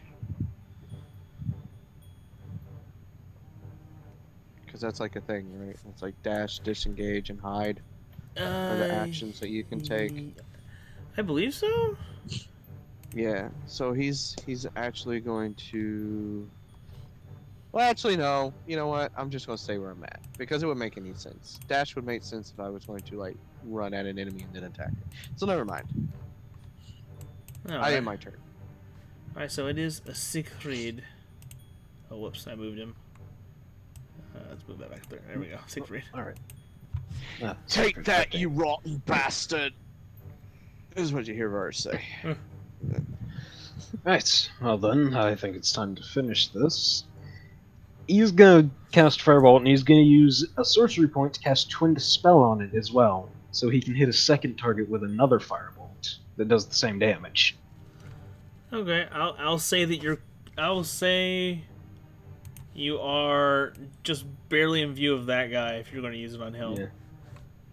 Yeah, that was the plan. Yeah, was to finish him Gotcha. off after 3 turns. Yeah, I basically just did that at the start of the combat. He's just kinda Nope. like in the same spot. Like He got hit and he's done nothing else. he has 1 hit point from the first attack, so I've pretty much just had him stand there. So he's basically on the ground, just like Yeah. trying to swipe at anything that's like relatively close, but like failing. Pretty much. Time for some Firebolt fun. Ah, Now, was that hit that's or problematic. That was 2 hit. Oof. So I think That it is missed a the first one miss. by a mile. Let's see, That missed the first one by a mile. Yeah, you missed by 1.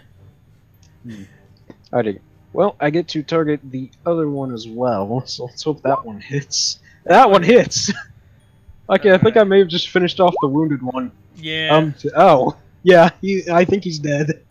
He dead. Now, So they technically... basically just burned him to death. Technically, zombies do get back up, but given this situation, I ain't gonna worry about it. That might Given be the situation, also the fact that it's on fire. Yeah. Like, apparently they can only be killed by, like, celestial damage or whatever, but, you know, this is a homebrew. We're not worrying about that. I think there's, like, 2 spells that do celestial damage. Like, I didn't even realize that was a thing until, like... And neither of them are in any of our spell lists. Yeah. I was gonna say you probably could treat them like the Red Skulls from Resident Evil. Yeah. Where they're like incapacitated. Oh, that is a cool idea, actually. Oh, I just got a fun idea. Siegfried's gonna go teleport over there using Misty Step. So let's see, that was... Nope. That square. Let's see. Whoops. Go down. There we go. Oh wait, no, actually the square over is what I meant. Sometimes that's weird, half these tiles are the same. Alright, there we go. That's Reprisals, or that's Siegfried's turn. Yeah. He just burned his army, and suddenly now he's in the middle with a bunch of mist surrounding him. Okay. Alright, so that would be the bad guy's That's turn. his turn. Alright, and I'll go ahead and mark this guy with an X to be like, yeah, he did. Did it do it? There we go. I think you clicked it twice. Yeah, let's see here. Wait, so, wait. 1, 2, 3, 4. So that'd be this. Wait. That'd be this square for 20 feet, I believe. So it's gonna chase after you, but it can't. It just cannot keep up with teleportation. The ghoul is going to attack Varus. Let's see here.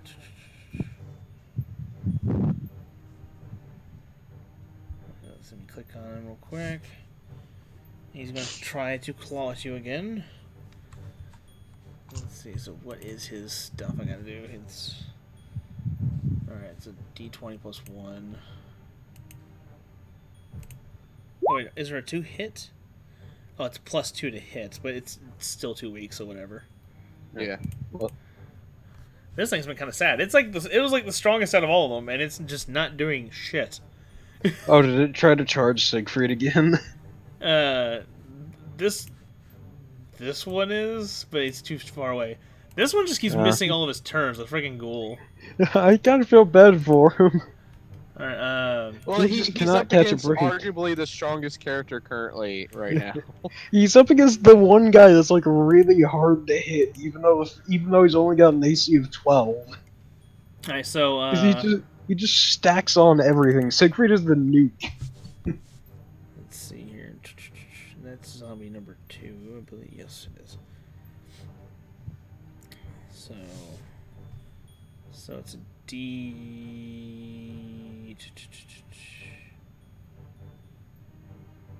Yeah, so it's a D20 plus 3 to hit.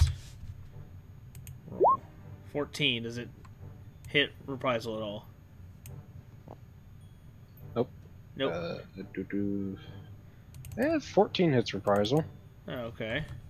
He's got an armor class of 13. Alright, so I'll do my roll. It's a D6 plus 1. Oh, although here's the fun part, because he's a tiefling. Yeah, he takes 5 damage in return out of 25 hit points, and now he gets to Hellish Rebuke because he's a tiefling. That was the thing that he just learned by leveling up. Oh, really? Yeah, at 3rd level, tieflings can cast Hellish Rebuke as a 2nd level spell. It has to do a dex save, right? Yes, has to make a dex save of 12. Alright, zombie 2. So, again, this... I feel like this shouldn't work. So, take this D20 and then minus 2 from it. 11, so yeah, you hit. Well, he takes full damage, actually, rather than hit. Yeah, it takes full damage. So let's see, that's 2d10, I think it was. Hellish Rebuke's super powerful. Let's see. Wait. Oh, that's cast as a 2nd level as well. Oh, really? So it gets an extra 1d10. Oh, holy shit. So 3d10 versus 1 zombie. Oh, that was actually disappointing. Yeah, but you actually managed to kill it. By 1. that was actually very disappointing for 3d10. That means that it was actually a good chance that you could have missed. Yeah, if any of those had been 1 lower, it would... Actually, no, if it was 1 lower, it would have gone down anyways. Let's see here. There we go. And let's see here. I guess it's... Is Reprisal doing anything else? Oh, right. Actually, I don't know if he can heal himself. Here's the thing, I don't know if Cure Wounds and Healing Wound works on himself, because they're... One's touch range and the other's 60-foot range, but they don't say anything about self-healing. The touch would work for you, because you can touch yourself. Yeah. I mean, innuendo aside, that's true. Yeah. Okay, yeah, that's fair then. This is level 1, 7. Yeah, I get full health back. Alright, so I guess it will be John's That's his turn. John's Oh wait, no, gonna... I can't do that. I would have had to use Healing Word. Oh, Wait, no, I can't do that because Cure Wounds is full action. Healing Word is the bonus action. oh, okay. Oh wait, no, because that was my reaction. So I actually couldn't do that on my turn to begin with because it wasn't my turn to begin with. That was my reaction, that's you're right. Right, you're right. I forgot about that was my reaction, Yeah, so I don't know if I should undo or keep that because I was going to do that on my turn. If you do it on, if you decide to do it on your turn, I'll let you keep it. Yeah, I was planning on doing it for my turn after I took the 5 Let's damage. see, I just jumped the gun a bit on it. let's see.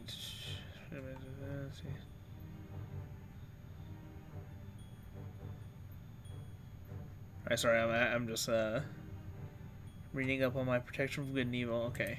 Yeah. So he's just gonna Eldritch Blast him from a distance again. So it's boom. Hit. You missed by like a Hit by 1. Usually I'm used to things where a 9 misses.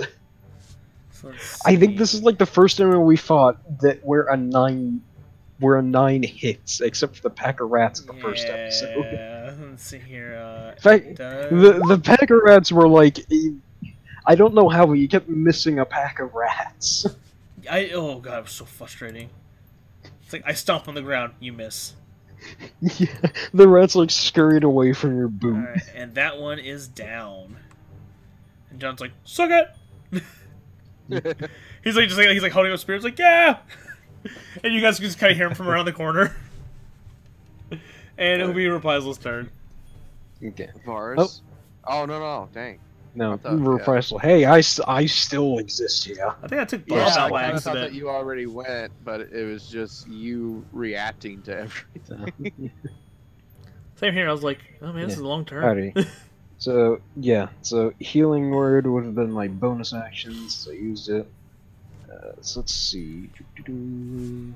All I really got is Distant Whispers, unless I feel like stabbing it. So, Reprisal's just gonna casually stroll over and stab the ghoul. Or at least he's gonna try to. I'm not sure. Yes, it hits. Yay. Reprisal finally hits something. Hey, Reprisal finally hits something. It is dead. Ah, kill thief! Reprisal just walked up and speared it. Vars just kind of like stares at Reprisal with a look of confounded condemnation, just like. Yeah, meanwhile, Reprisal's just like. He's just like got the handle, like he went for a stab, but he just walked into it instead to kill it. And he just like slowly shakes his blade until it falls off, and he's just like, that was Vars fun. is shaking with like just contempt and rage. His hands are just trembling.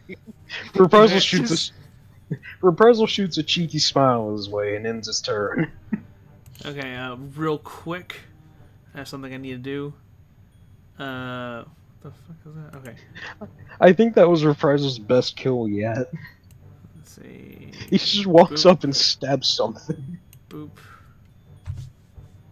One second here. I'm doing things. Boop. And boop. Boop. There we go. So, with all the noise being caused by this fight, Oh boy. it definitely caught the attraction of other beings in the near vicinity. Instead of expecting you, more likely in this scenario you would expect more zombies, but no, actually kobolds and a couple goblins show up. Oh, that's that's lovely. They seem to have been patrolling the area. The goblins are accompanied by a tiefling holding a great axe. Oh, that's lovely. And he's Hey, I think I know that guy. And he's kind of like sauntering along with like a cocky gait in his step. I heard noise come from over here, and I was hoping it was just something falling over. But no, they had to be over here. I mean, technically, it was something falling over. Question. Yeah.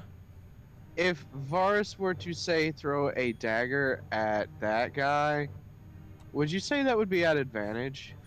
Which guy? Hold on. I'm The getting ready to upper pick one. him. Advantage. Because they don't see us yet. True. I'll say they're aware there's a presence, but I guess he doesn't see you just yet. So yeah, fair. I'll say advantage on that one. Just wonderings. So the guy's kind of like, well, let's get this over with. And he just kind of like nudges the goblins to like move forward. And that is Captain Varus' turn. Alright, so Varus is going to do two things. First off, he's going to use his dual wielding ability. My dual fighter, I guess, 2-weapon fighting. So first he's going to throw the dagger. Oh, Jesus. Oh my god, it's... At the Jeez goblin. Christ. I think So you just 7 pinned the damage. goblin to the wall by his neck. It is 7 damage. I'm gonna say it's Goblin 1. So 7 subtract. Oof, oof.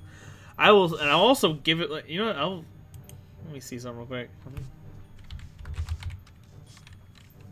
Just because I feel like that deserves something. 1 second. Where's my dice roller? Shit. Oh, there it is. Oh, I moved it. That's why it went there. Roll. 33. What the fuck is just... Okay. The goblin gets hit. It was a dagger, right? Yeah. He gets hit by the dagger. It hits him like right in his hand, and he drops his sword, and he like drops his shield, like grabbing onto his hand. And he has disadvantage next turn. Okay, and then next Varus is going to use his cunning action to dash at this zombie. You know what? Hold on. Let me move my character back. He might do something else. Right there. And snap. What's the distance here? Ooh! He's gonna use his cunning action to dash, but it won't be at the zombie. He's gonna dash in front of this guy. It's kind of like appearing out of nowhere, like sup. Let me see. And he's gonna hit him with his long sword. Okay. Let's see. That was a 20. I'm 90% sure you hit him. Yeah. 11 slashing damage. That one is straight dead. He's just like murdered that goblin. sup. And he turns back to Reprisal and says, "You're next." Nice. Reprisal just gives him a thumbs up. He's like, alright. Reprisal like loves everything about this situation. Let me put an X on him. Alright, and it is Siegfried's turn.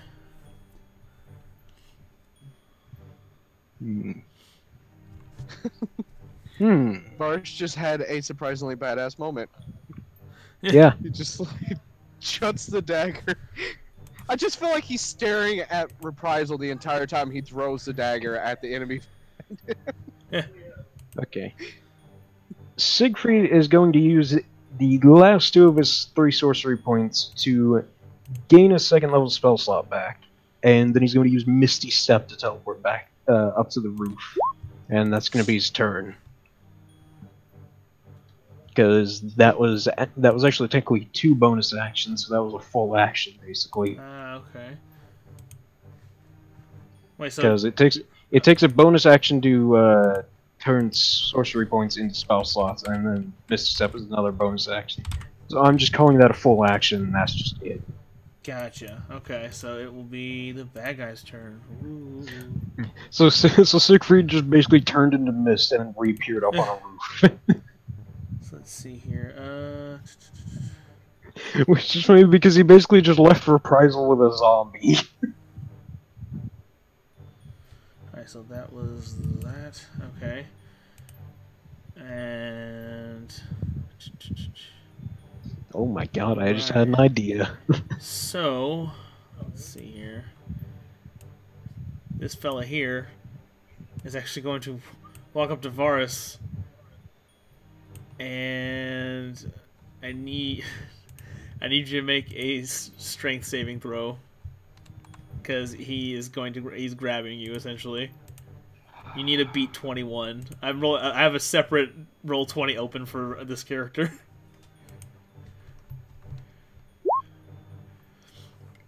Alright, so, yeah, you're grabbed.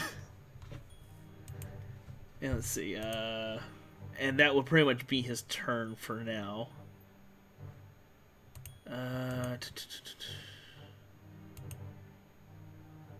Alright, and let's see, who else is still alive? Oh, it's 2 kobolds, I forgot about that.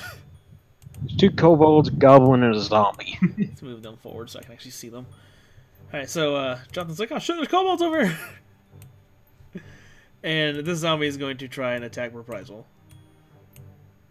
And so, zombie. Okay. I'm always trying to lay. I was like, what dice do I roll for zombies again? Let's see here. The solution to everything is 1d20. Alright, so that does not hit Reprisal, right? Nope. Alright. That missed by 2. So, yeah, it just kind of like, puts its hand on you, and then it just kind of slides off back to its side. I want to say that Bob was desummoned or something at one point because I forgot to put him. Somehow he's not in the turn order anymore, and I don't really have too much. I think you may have accidentally deleted him. Yeah, well, I just deleted him just now. I meant from the turn order. Yeah, that too. More than likely. So let's see. Kobold is going to attack John with its dagger. So it's +4 to hit. Damn.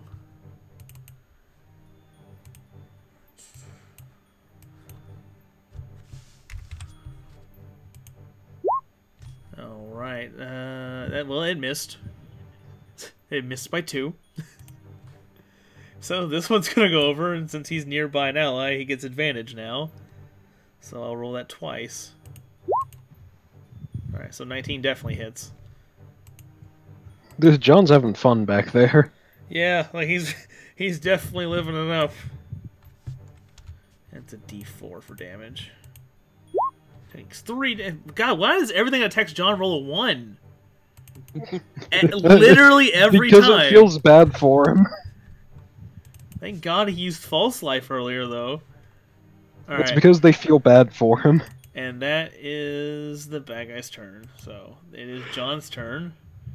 What can John do to fuck with these guys?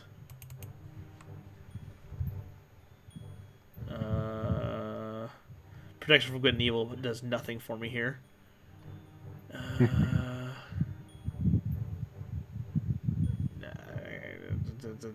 guess I can just get some music and Eldritch Blast. Oh shit. Oh crap, man. Well, I critted. Fantastic. Good crit fail. So let's see. That Eldritch Blast is gonna fire off into space. This is gonna suck. It's gonna hit something. 21. That ain't too bad, I guess. He drops his staff and has disadvantage. So John's like, the blast causes enough force to just cause the staff to fly out of his hand, and he kind of like it destabilized and it just shot off into space and knocked the staff out in the process. And he kind of hit up against the wall and stumbled forward. So now he's kind of and now it's Reprisal's turn. Okay. Alrighty. So Reprisal's just gonna go straight up for the kill on this. He's just gonna attack the zombie. Hey. Hey? Let me go back here. It's a 5. That's the one zombie that was chasing Siegfried around. It is dead. Yay! It's finally dead. Alrighty. Now, do I go help John, or do I try to steal Varus's kill again? Decisions. We're perhaps gonna go help John because he heard screaming back there. So let's see. I have a walking speed of 40 because that increased my walking speed by 10. Whoop. Basically just sprinted around the corner and slid to a stop. And I still have a bonus action, so... Oh wait, no. Do you still have temporary armor? Who, me? Yeah, I have, if you do I or have not. one false life health point left. Oh, you still got temporary health points. Oh, you're fine then. Let's see here. And so let's see. And unless I feel like casting a light on one of them, that's all I'm doing. Oh wait, I can't even do that because that's a full action. Or Francis is just gonna stand there and watch. It's like, well, that's lovely. I'm sure he's fine. So now it is Varus's turn. In this situation, you both have advantage on each other. I think that's right. No, is it disadvantage? Fuck, I can't remember.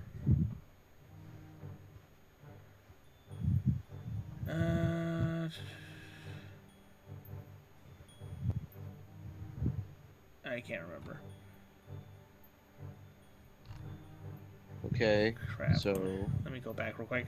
Because I had like a thing, I had remembered how this worked. I did like a lot of research on this and now I can't fucking remember. Grappling, here we go.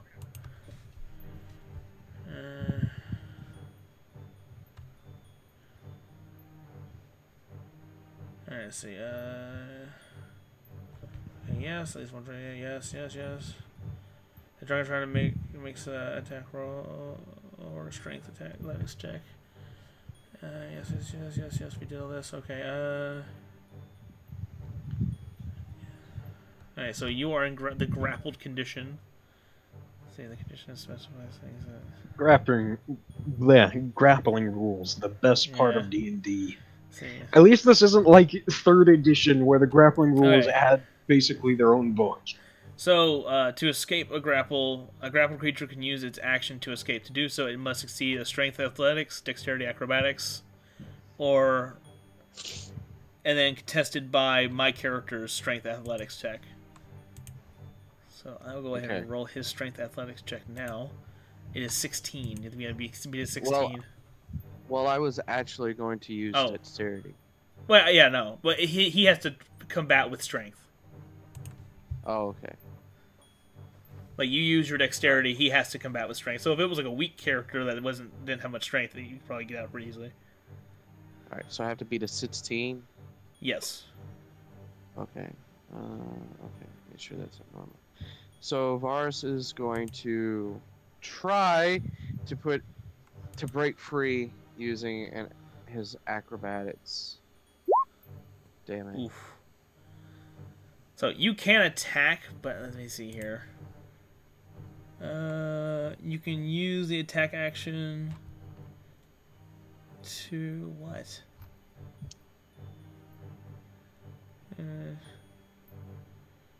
Alright, you can use an attack action to push him away. Let's see. This is... Alright, so you can make, I guess, an unarmed attack, I guess?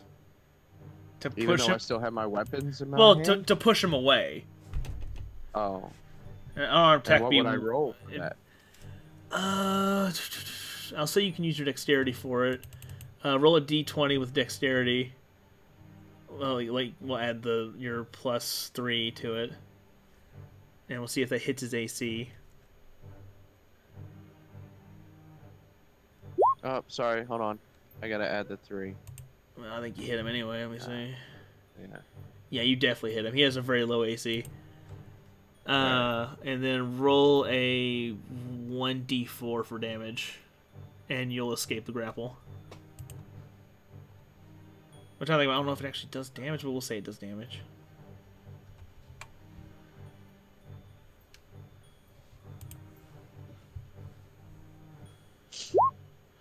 Alright, takes 3 damage. Out of a lot of hit points. Crap, what's it? It's 7, so... Alright. So you manage to push him away, and he actually, gets shoved into the goblin. And we'll say that the goblin falls this way. Gets pushed 5 feet away from you, and you're out of the grapple now. Awesome. And I suppose you can move if you want now, but I think your attack's taken up. Yeah. Okay. Spin, stupid. Alright. I think he's actually gonna stay there. Gotcha. Alright, so we'll say that it is Siegfried's turn now. Okay. Siegfried's gonna inch around the chimney holding onto one hand. And with his other hand, he's gonna cast Ice Knife directly at the tiefling. So, let's see here. First off, Ice Knife. Okay, yeah, I have to manually cast it. Cast it level 1. What? That's not what? That's not the attack for... That's not the attack roll, that's the damage roll. What? Make a ranged spell. Okay, why does it not have the attack roll set up then? I was sure I told it to. God damn it! Slow down our game! Attack. Okay. Tibby. That definitely hits the tiefling. Okay, yeah, that hit him basically square in the chest then. Alright. Alrighty. So let's see. That does damage 1d10 piercing. Okay, I hit the full on the piercing, and I don't know why there's an I don't know why there's an extra 8 on the cold. Because it deals cold damage as well. No, that's only if it succeeds. Oh, right, I did that to streamline it, because now it must pass a dexterity save as well as the goblin next to it, or it takes the 8 cold damage. So that's the 2d6 from the dexterity save. I did that to streamline it. So it has to do a dexterity save. Yes, it has to pass a dexterity save of 13. Alright, so let's see, the goblin first. If it succeeds, it doesn't take any damage. If it doesn't, it takes the 8. So its dexterity is pretty good. Let's see here. So D20 plus 2. Roll. Alright, so does that have to be your AC is what it is? It's my spell save DC, which is also a 13, so this one's interesting. Because the question is whether it counts as the attacker, or if I count as the attacker. I will say that it has to beat it, like, so... Okay. Yeah, since you're attacking, I'll say it would have to beat it. Yeah. And then the tiefling, let me go into my other thing here. Dexterity isn't too bad. 21. So he's good. So he took the 10 though.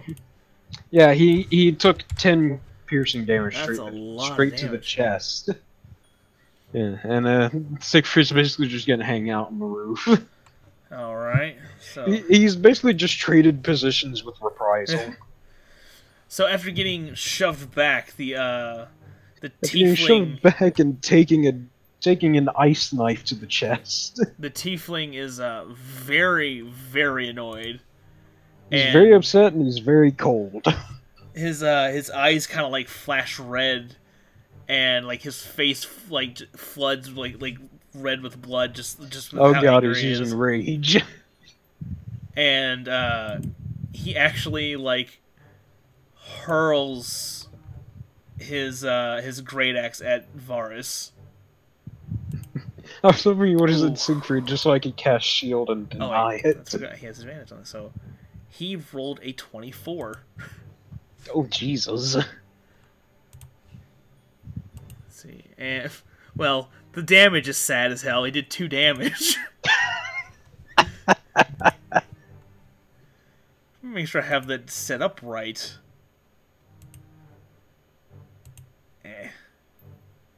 Alright, so Vars takes 2 damage.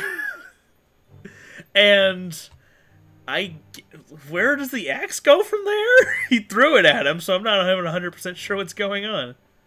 I guess it like skims took past 2 him. damage. That he probably swung his arm out and maybe got a little cut on his arm, and it kind of deflected. I think it like kind of like. Well, I have the animated shield, so you could say like that. It kind of the blade just barely goes through like the field, cuts my chest a little, and then like deflects off.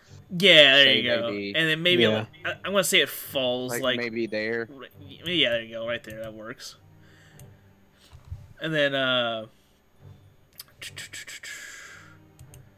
let's see. Let me read up on something real quick.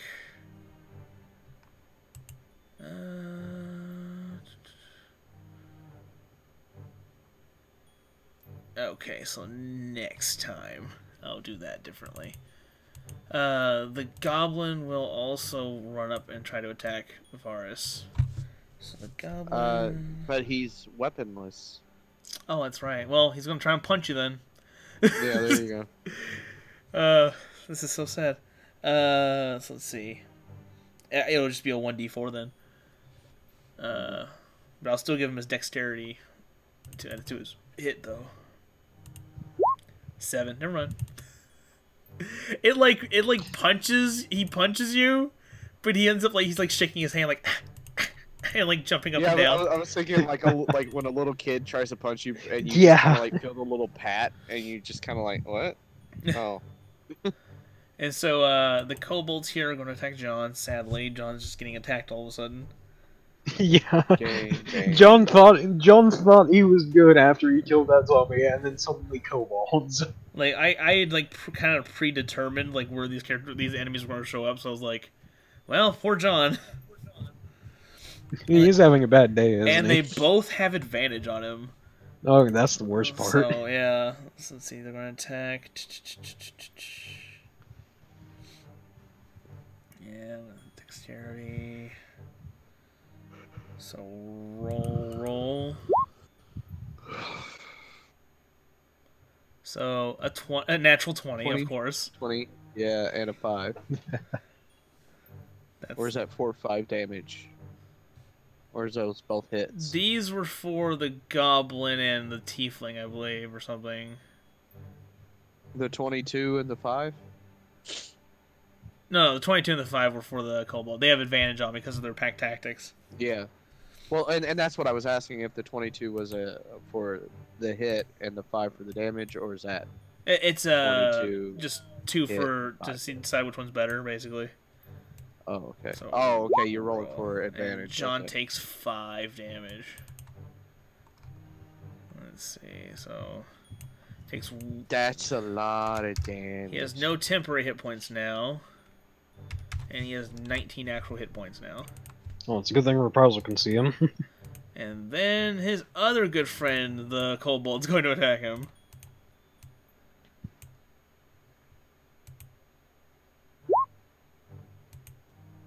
Alright, he misses. So John like gets like scraped like across the arm pretty bad, and he's like, "Oh god!" And the other one just kind of like taps him on the butt, and he's like, "Well, this is getting weird." Let's see here. He is going to cast false life on himself again. He can. Like, usually this would be a level... I think this is like a level 2 spell, but given his Warlock and his Eldritch Invocations, he can do it basically whenever, as a cantrip, essentially. So he has 6 temporary health points now. And he's just going to stand there, because it would just invoke attacks of opportunity at this point. And it will be Reprisal's turn. Okay. Reprisal's just gonna run over and stab this one. Hey, boss buddy, need some help? Oi! He's like, need help. And that was Kobold number 2. He is dead. Yep. He's like, need help. That's a shame, because I was going to use my blade flourish on him if he survived. Alright. Oh well then. Not much else I can do, because I only have one attack per turn. Alright. So I'll say it's I guess I'm just going to run over and stand next to this one. It's like, hey, how's it going? Reverse pack tactics. I helped your friend over there. Reverse pack tactics. We've turned the tide. Savaris is going to step up to the Oh, tiefling. one thing real quick. You have advantage on him right now because of his his recklessness just now. Okay. And he's going to attack first with his long sword for 24. Holy shit. And 9 damage. Ooh, shit. So that's, And it's like 17, I think. No, that'd be 10, so there we go. And then he's going to attack then with his dagger, which I think is a miss. Hits. Hits, wow. Okay. He has a low armor class. For 5 damage. Alright. Oof. Alright. I'm judging by the woof, he's probably pretty close to the death. Depends on how much damage you do. Like, a 10 would be like, oh my god. Okay. So, are you done? Let me make sure there's nothing I can do.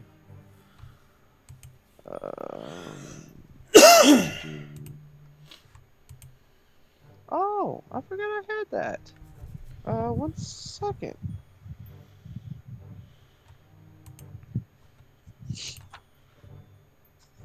Because that might come in handy. 1 second. Forgot I had a new toy. Ew. Let's see, under movement.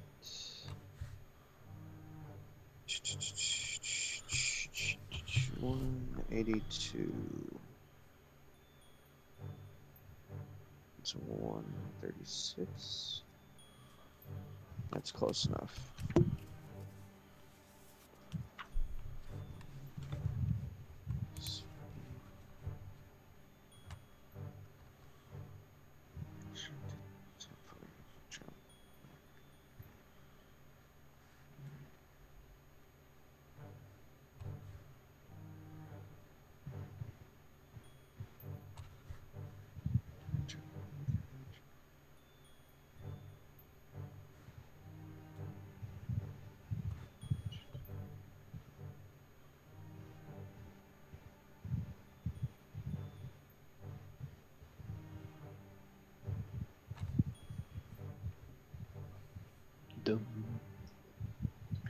Okay, now you can move on. Sorry. Oh, okay.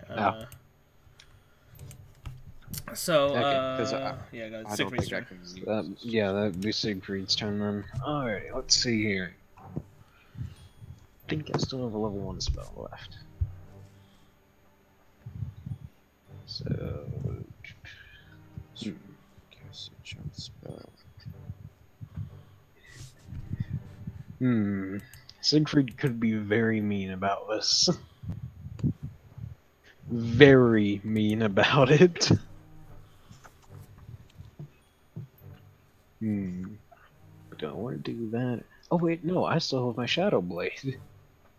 Okay, Siegfried's just gonna like full on jump down. And apparently slip and fall. Yeah, like, you kind of stumble. I stumble a bit on impact. It's kind of that thing when you land, then you kind of like, but you're a little too forward, and you're like, oh god, oh, I'm gonna fall. Yeah. He's just gonna stop for it. He's gonna straight up slash this goblin with Shadow Blade. I think I've got like half a minute left on it. I think I missed. Yeah. Nah, well, that was a disappointing use. Well, in that case, Siegfried's just going to instead stand here menacingly. No. It's like, well, he just points at him. You. Yeah. Tonight, you. All right, the tiefling goes over here and grabs the dead body and is going to hurl it. Oh god, he's pulling a rain. He's going to swing it at Varus. He's pulling a Dempsey. Yes. And he rolls swinging at me? The dead body of a goblin. Oh, okay. And he rolls a 22 for 7 damage. He's somehow better at attacking with a body than he is with an actual axe, which he's probably proficient in. And since he has the Tavern Brawler feat, since he's landed with an improvised weapon, he can attempt to grab you again. So, I'm going to roll Strength Athletics for him. And he rolls a 15. So you have to beat his 15 with the dexterity of your acrobatics. Is it just acrobatics, or is it something else too? No, acrobatics. Normal? Yes. Okay. I was just making sure. Oh, also, like, he'd also used his recklessness for his attack. Alright, you beat it. Okay, you beat him. Put him in an armbar. He's kind of, you're kind of like, whoa, whoa, whoa, whoa. Back off. Alright, and the goblin is going to try and punch Siegfried in the dick. Ah, that's rude. Specifically, he's actually trying. Siegfried is going to reactively cast Shield with his last level 1 spell slot. What does that increase your AC It to? increases my AC by 5. Oh, so damn. You would have got nut shot so bad if you didn't do that. Oh yeah, that's right. I didn't even see the chat. He rolled a 13. You would have gotten a full nut shot on him. Alright. Siegfried just instinctively protected his nuts. So, this kobold just saw the horrible dismemberment of his friend, and he's gonna run away. So Reprisal basically just impaled him and lifted him up. So this invokes attack of opportunity from both of us. And you. Yep, and John can use spells of opportunity. I don't think he needs to. I don't think he needs to. Yeah, he's dead. Reprisal does not approve. Alright. So now it's just the goblin and the tiefling left. Alright, and that is the bad guy's turn. It is John's turn. See, now we're on the other side of the map from where the fun is. John's like, well, Chip, we did that. He's just gonna kind of move here, and he's like, I really don't know what to do at this point. I guess let's go find out what the other Is the fight still going on? I think so. I'm pretty sure I heard someone scream. Like, as far as they're concerned, nothing else is happening right now. Reprisal and John are just gonna have a chat. Alright, They're just gonna, like, sit down and relax. Yeah, so it's like Reprisal's turn, and he's relaxing now, so I guess it'll be Varus' turn now. Yeah. There's no point in having Reprisal spend 3 turns getting back over there. 1 second. Alright. I had to reload the page. Okay. Yeah. Told you. Sucky internet. Let me see here. Let's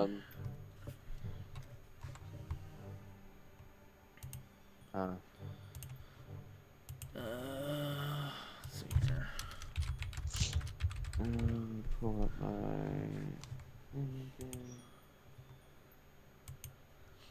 Let's see, upload. Alright. Ah, dang it. Alright, so Varus is going to, back to normal with my attacks, right? Actually, no. He has you have advantage on him. He's still enraged. Yeah, basically every turn he can choose not to do it, and if he does, then he's out of advantage. He has advantage on his attacks, but everyone has advantage on him as well. Okay, so I'm gonna attack with my sword again. All right. 18. Oof, definitely hits. 10 damage. Ooh, is he alive? I think he's still alive. He is still alive. And then I'm gonna attack with Still my alive, but I'm dagger guessing he's very badly wounded. for 25. Oh, Jesus. Jeez. And it sits. He is defeated. Siegfried just quickly throws a knife at him. Now, That's actually what he's gonna do, because I don't have any level 1 spells left. the tiefling berserker is kind of like falls to his knee, like breathing hard, With a blood trickling from like the Dagger wounds. embedded in his neck. Yeah, and he's kind of like holding on to like your cloak. And oh crap, there's still a goblin alive. Yeah, there's been a goblin alive the whole time. I genuinely forgot that one was still alive because he's just been trying to dick punch people. Pretty much, yeah, and he's been failing horribly. And he holds up a strange thing kind of up at you, and it like flashes. Oh, that's bright. And yeah, it would definitely it would hurt your eyes. And in that flash, a new figure comes into play. Oh boy. It's an orc, but adorned in what looks to be like holy armor, holding a shield and... What is he holding? I can't remember. Oh god, it's a paladin orc. That's the worst kind. Let's see, what does he have? A shield and a whip. So it's a Dominatrix orc.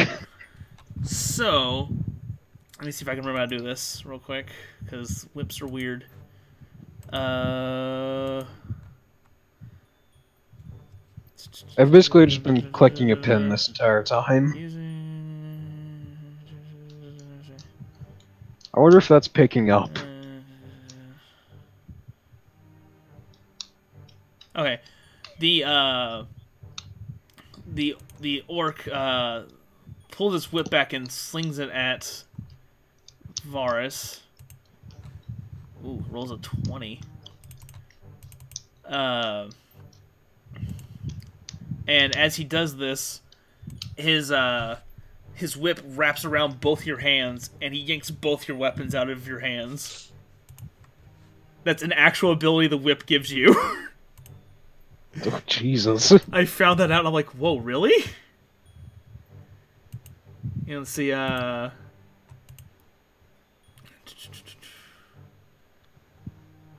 he puts his hand on the tiefling and kind of like pulls him to his side.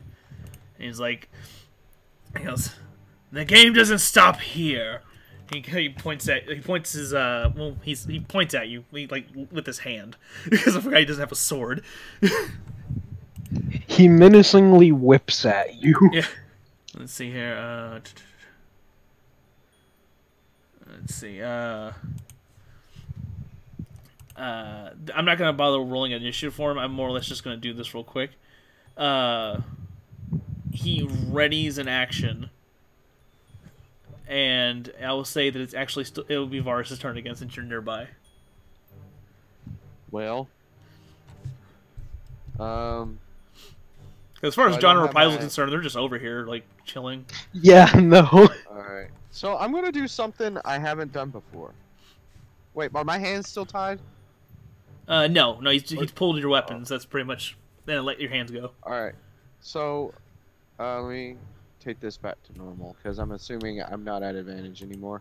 No, you'd only be on advantage of the tiefling anyway. Right. So, I'm gonna do this. Eh. Oh, what'd you do? 15. Short bow. Would that hit him? It would, but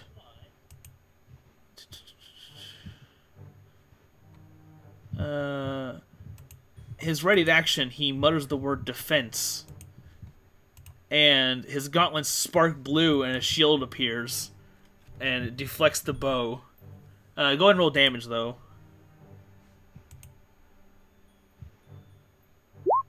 Alright, and like the shield kind of like flickers, but it stays solid. And he kind of smirks and grabs the tiefling and starts to make off with him.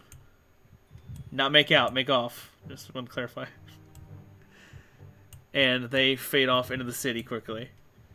So did his AC increase with his defense? It does, and also the shield has its own HP. Oh, okay. And they are gone. So, And now there is Goblin. let me see here. Oh, poor Goblin! Jesus Christ! He was left alone! Still here. The Goblin has been forgotten by everything. Well, I mean, I guess, Siegfried, you want to do something? Siegfried still has his Shadow Blade, but I'm gonna do something that's so much more fun. First off, I'm gonna back off just to let it get an attack of opportunity on me. Real quick, the tiefling. Yeah. It was in my attack range, and so when it left, do I not get an attack of opportunity? He was technically dead, but okay. The story dictates. Okay. Anyway, so the Goblin gets an attack of opportunity on me. I will say that you will be getting experience for beating him, though, which will actually be more experience than I was planning on. Alright, so the, let's see, it rolls. So let's give the Goblin a little bit of false hope here. It gets an attack of opportunity. So I'm gonna get you in the dick!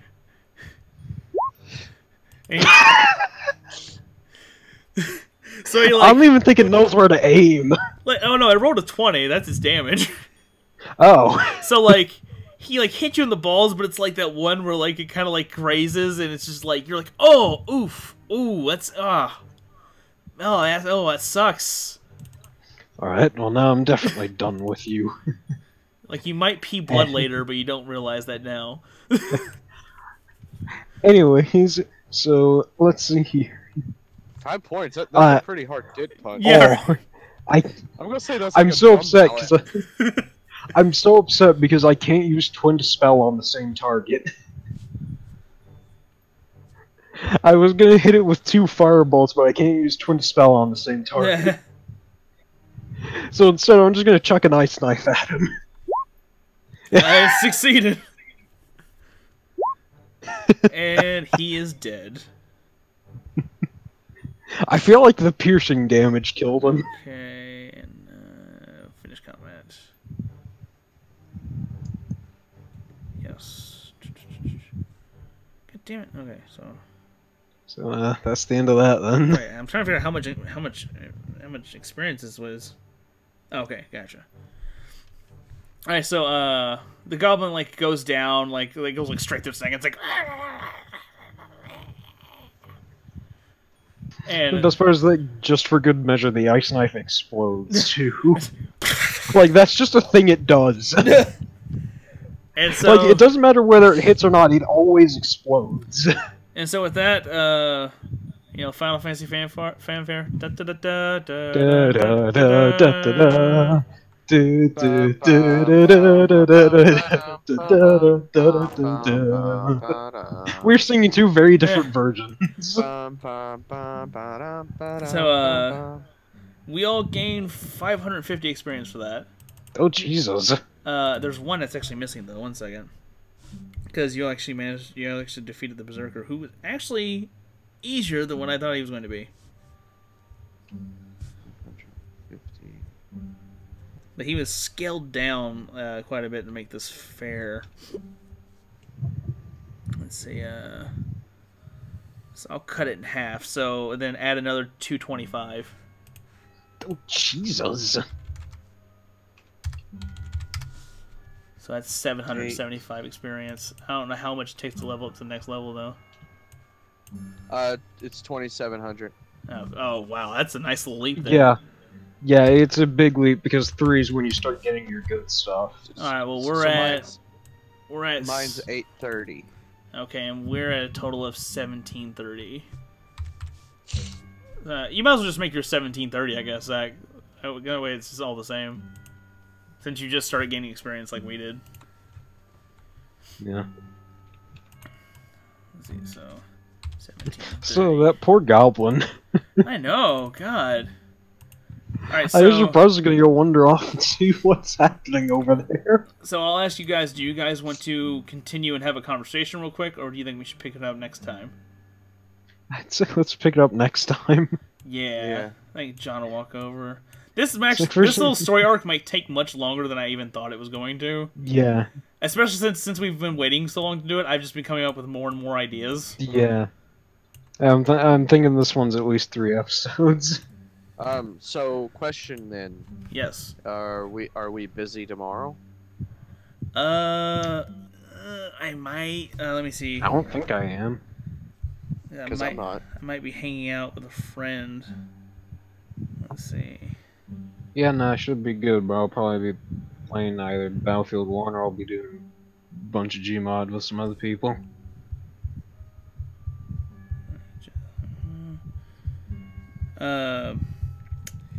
I'm planning on seeing Predator with a friend tomorrow, but like, Right. if that doesn't go through, we can do something. Yeah. Because he's not too certain.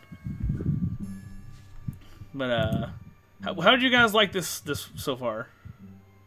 I'm loving this. Yeah, like It's alright, I guess. I was very happy that the beginning started so well because I was like, I don't know how to really start this. That was my biggest fear too. Even before everything that happened, I still wasn't sure how to start this at all. And so, like, and oh, good. And to be honest, you two guys are definitely way better at DMing than me. Like, I'm gonna put that out there. There is a noticeable quality that I don't have, and I noticed that when I was rewatching the episodes that I did. Oh, well, I appreciate that. Like, because when we started, I was extremely nervous. I'm like, this is gonna be horrible. I don't know what to do. But like, I was just like, I'll take it. I'm always nervous with them, but you guys also have so much more that you can actually do stuff with. Is another problem. I'm extraordinarily limited. Oh, go ahead. I do want to say that you probably jumped the gun on the first encounter. How so? Because usually with encounters, you require people to roll a perception, like everybody, like what David does, and then the results of the perception determine who's affected at start. Because so like the zombies appear. So say like we all roll perception and say like I get like a 10, Reprisal gets a 20, and you get a 3. You would probably be more affected by the initial outcome. So it would be like an attack of opportunity or a preemptive strike. Like I wasn't too concerned about like that happening. Right, and then after that, because until an attack is actually made, you're not actually put into a combat situation. You see what I mean? So your group of enemies have the advantage of in sense. So if they appear and then make an attack or stumble across us or whatever, then the initiative is rolled and then you enter combat. Well, the whole thing is that they were alerted by Siegfried, so that's why they were heading that way. Right. Yeah. So basically, they didn't care about you guys all that much. It was actually Siegfried, right. But then they noticed everyone else except for Varus. Yeah. Right. You know, that's why like Siegfried got attacked like immediately, and then like you were hidden. But like, I wasn't too concerned about like that. The funny part is that they detected Siegfried, and he basically just like ducked into an alleyway. And Siegfried was like a fucking ninja this time around. Jesus Christ! I know, he's like really good. Like that's the thing, he's really good, but if he runs out of spell slots, he doesn't have as much that he can do. Now, I'll be 100% honest, I didn't actually expect you guys to be able to take the Berserker so easily, hence why I had to save him. That's why I had to be like, he has other things to do in this. Yeah. I did love that little combination attack, though, where Varus pushed him back and Siegfried throws an ice knife into his chest. But I thought it was a good chance to tease another character with other weird abilities. Yeah. And so I was like, well, bring him in, and that way we can kind of like hint at more that's going on. Yeah. Well, that guy's gonna be a dick. Yep. Oh, you should meet his boss. Yeah, Varus already has his number, has that guy's number because nobody takes his weapons out of his hands and gets away with it. Yeah, like For that matter, nobody grapples Varus and gets away with it. basically, as evidenced by what happened to the tiefling. I know, God, like you were slippery as hell. Yeah. Because like he can like if he grabs onto you, he can really fuck you up. I feel bad for everything that attacks Siegfried, though. Yeah. Like first the zombie failed his charge attack, and then Siegfried sets him on fire and teleports away, and then it can't even reach him, and then he just leaves it with reprisal. And and then he's out of everything's range again, throwing ice knives down at everything, and the kobold that's trying to hit him can't hit him until the end. yeah, but I think having the berserker, like I thought, like giving the berserker like a lot of health, but giving him a low armor class was like fair. It was like, damn, he got hit like way too much, and he got chipped away at really quick. And that's because Varus can attack so much. Yeah. Yeah. Yeah, this episode is sort of what I was hoping I would be able to do with Siegfried, is like just having him teleport all over the place, throwing knives. What I remembered I had the Ring of Jumping, which allows me to use the jumping spell whenever I want. Mm. And so I was thinking that could come in handy like during the combat, but I didn't realize I had it until like the end. Okay. And but I'll go ahead and tell you the name of the character you met at the end, though. The berserker's name is Mordos, and the other one that came to save him, he is a strange orc, but he is simply known as the Squire. So basically, in all honesty, had I remembered I had that, each time your character would charge at me to grapple me, I could have bull fought him. Ah. Wait, actually, now think about that. I'm maybe that's me though, not you. The Ring of Jumping, did it require attunement? I know that my boots did, but I can't remember if the ring did.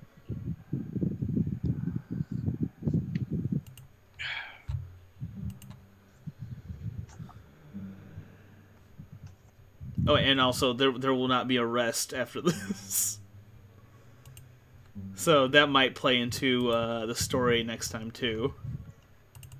And the only reason why there isn't a rest is because there's nowhere to really rest, unless you are willing to risk being attacked. And also, I feel like this story benefited massively from the scenery storytelling rather than us just walking around a map. Yeah. No. Okay. Yeah, I wasn't sure. I was like, it's either just the boots or it was both of them. I wasn't sure. So yeah, that would have been a good thing. A lot of rings. Rings of X-ray vision. Ring of water walking. Spell turning, shooting stars. 3 wishes. And honestly, you've only seen very little, like only a couple things that the Squire can do to make life kind of annoying. Mostly by existing. Let's see. So here's an interesting little tidbit, though. He actually cannot kill you with his whip, though. That's reassuring. Whips cannot kill you. Hmm. But his purpose... Like, they don't deal enough damage, or they just literally literally cannot kill you. They can deal damage, but it's not all of it's non-threatening. So if it eventually equals your hit points, you just pass out. That's it.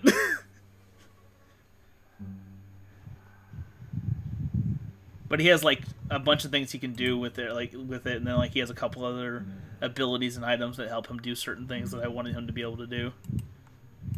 And the way that went down, I think he will work exactly how I built them.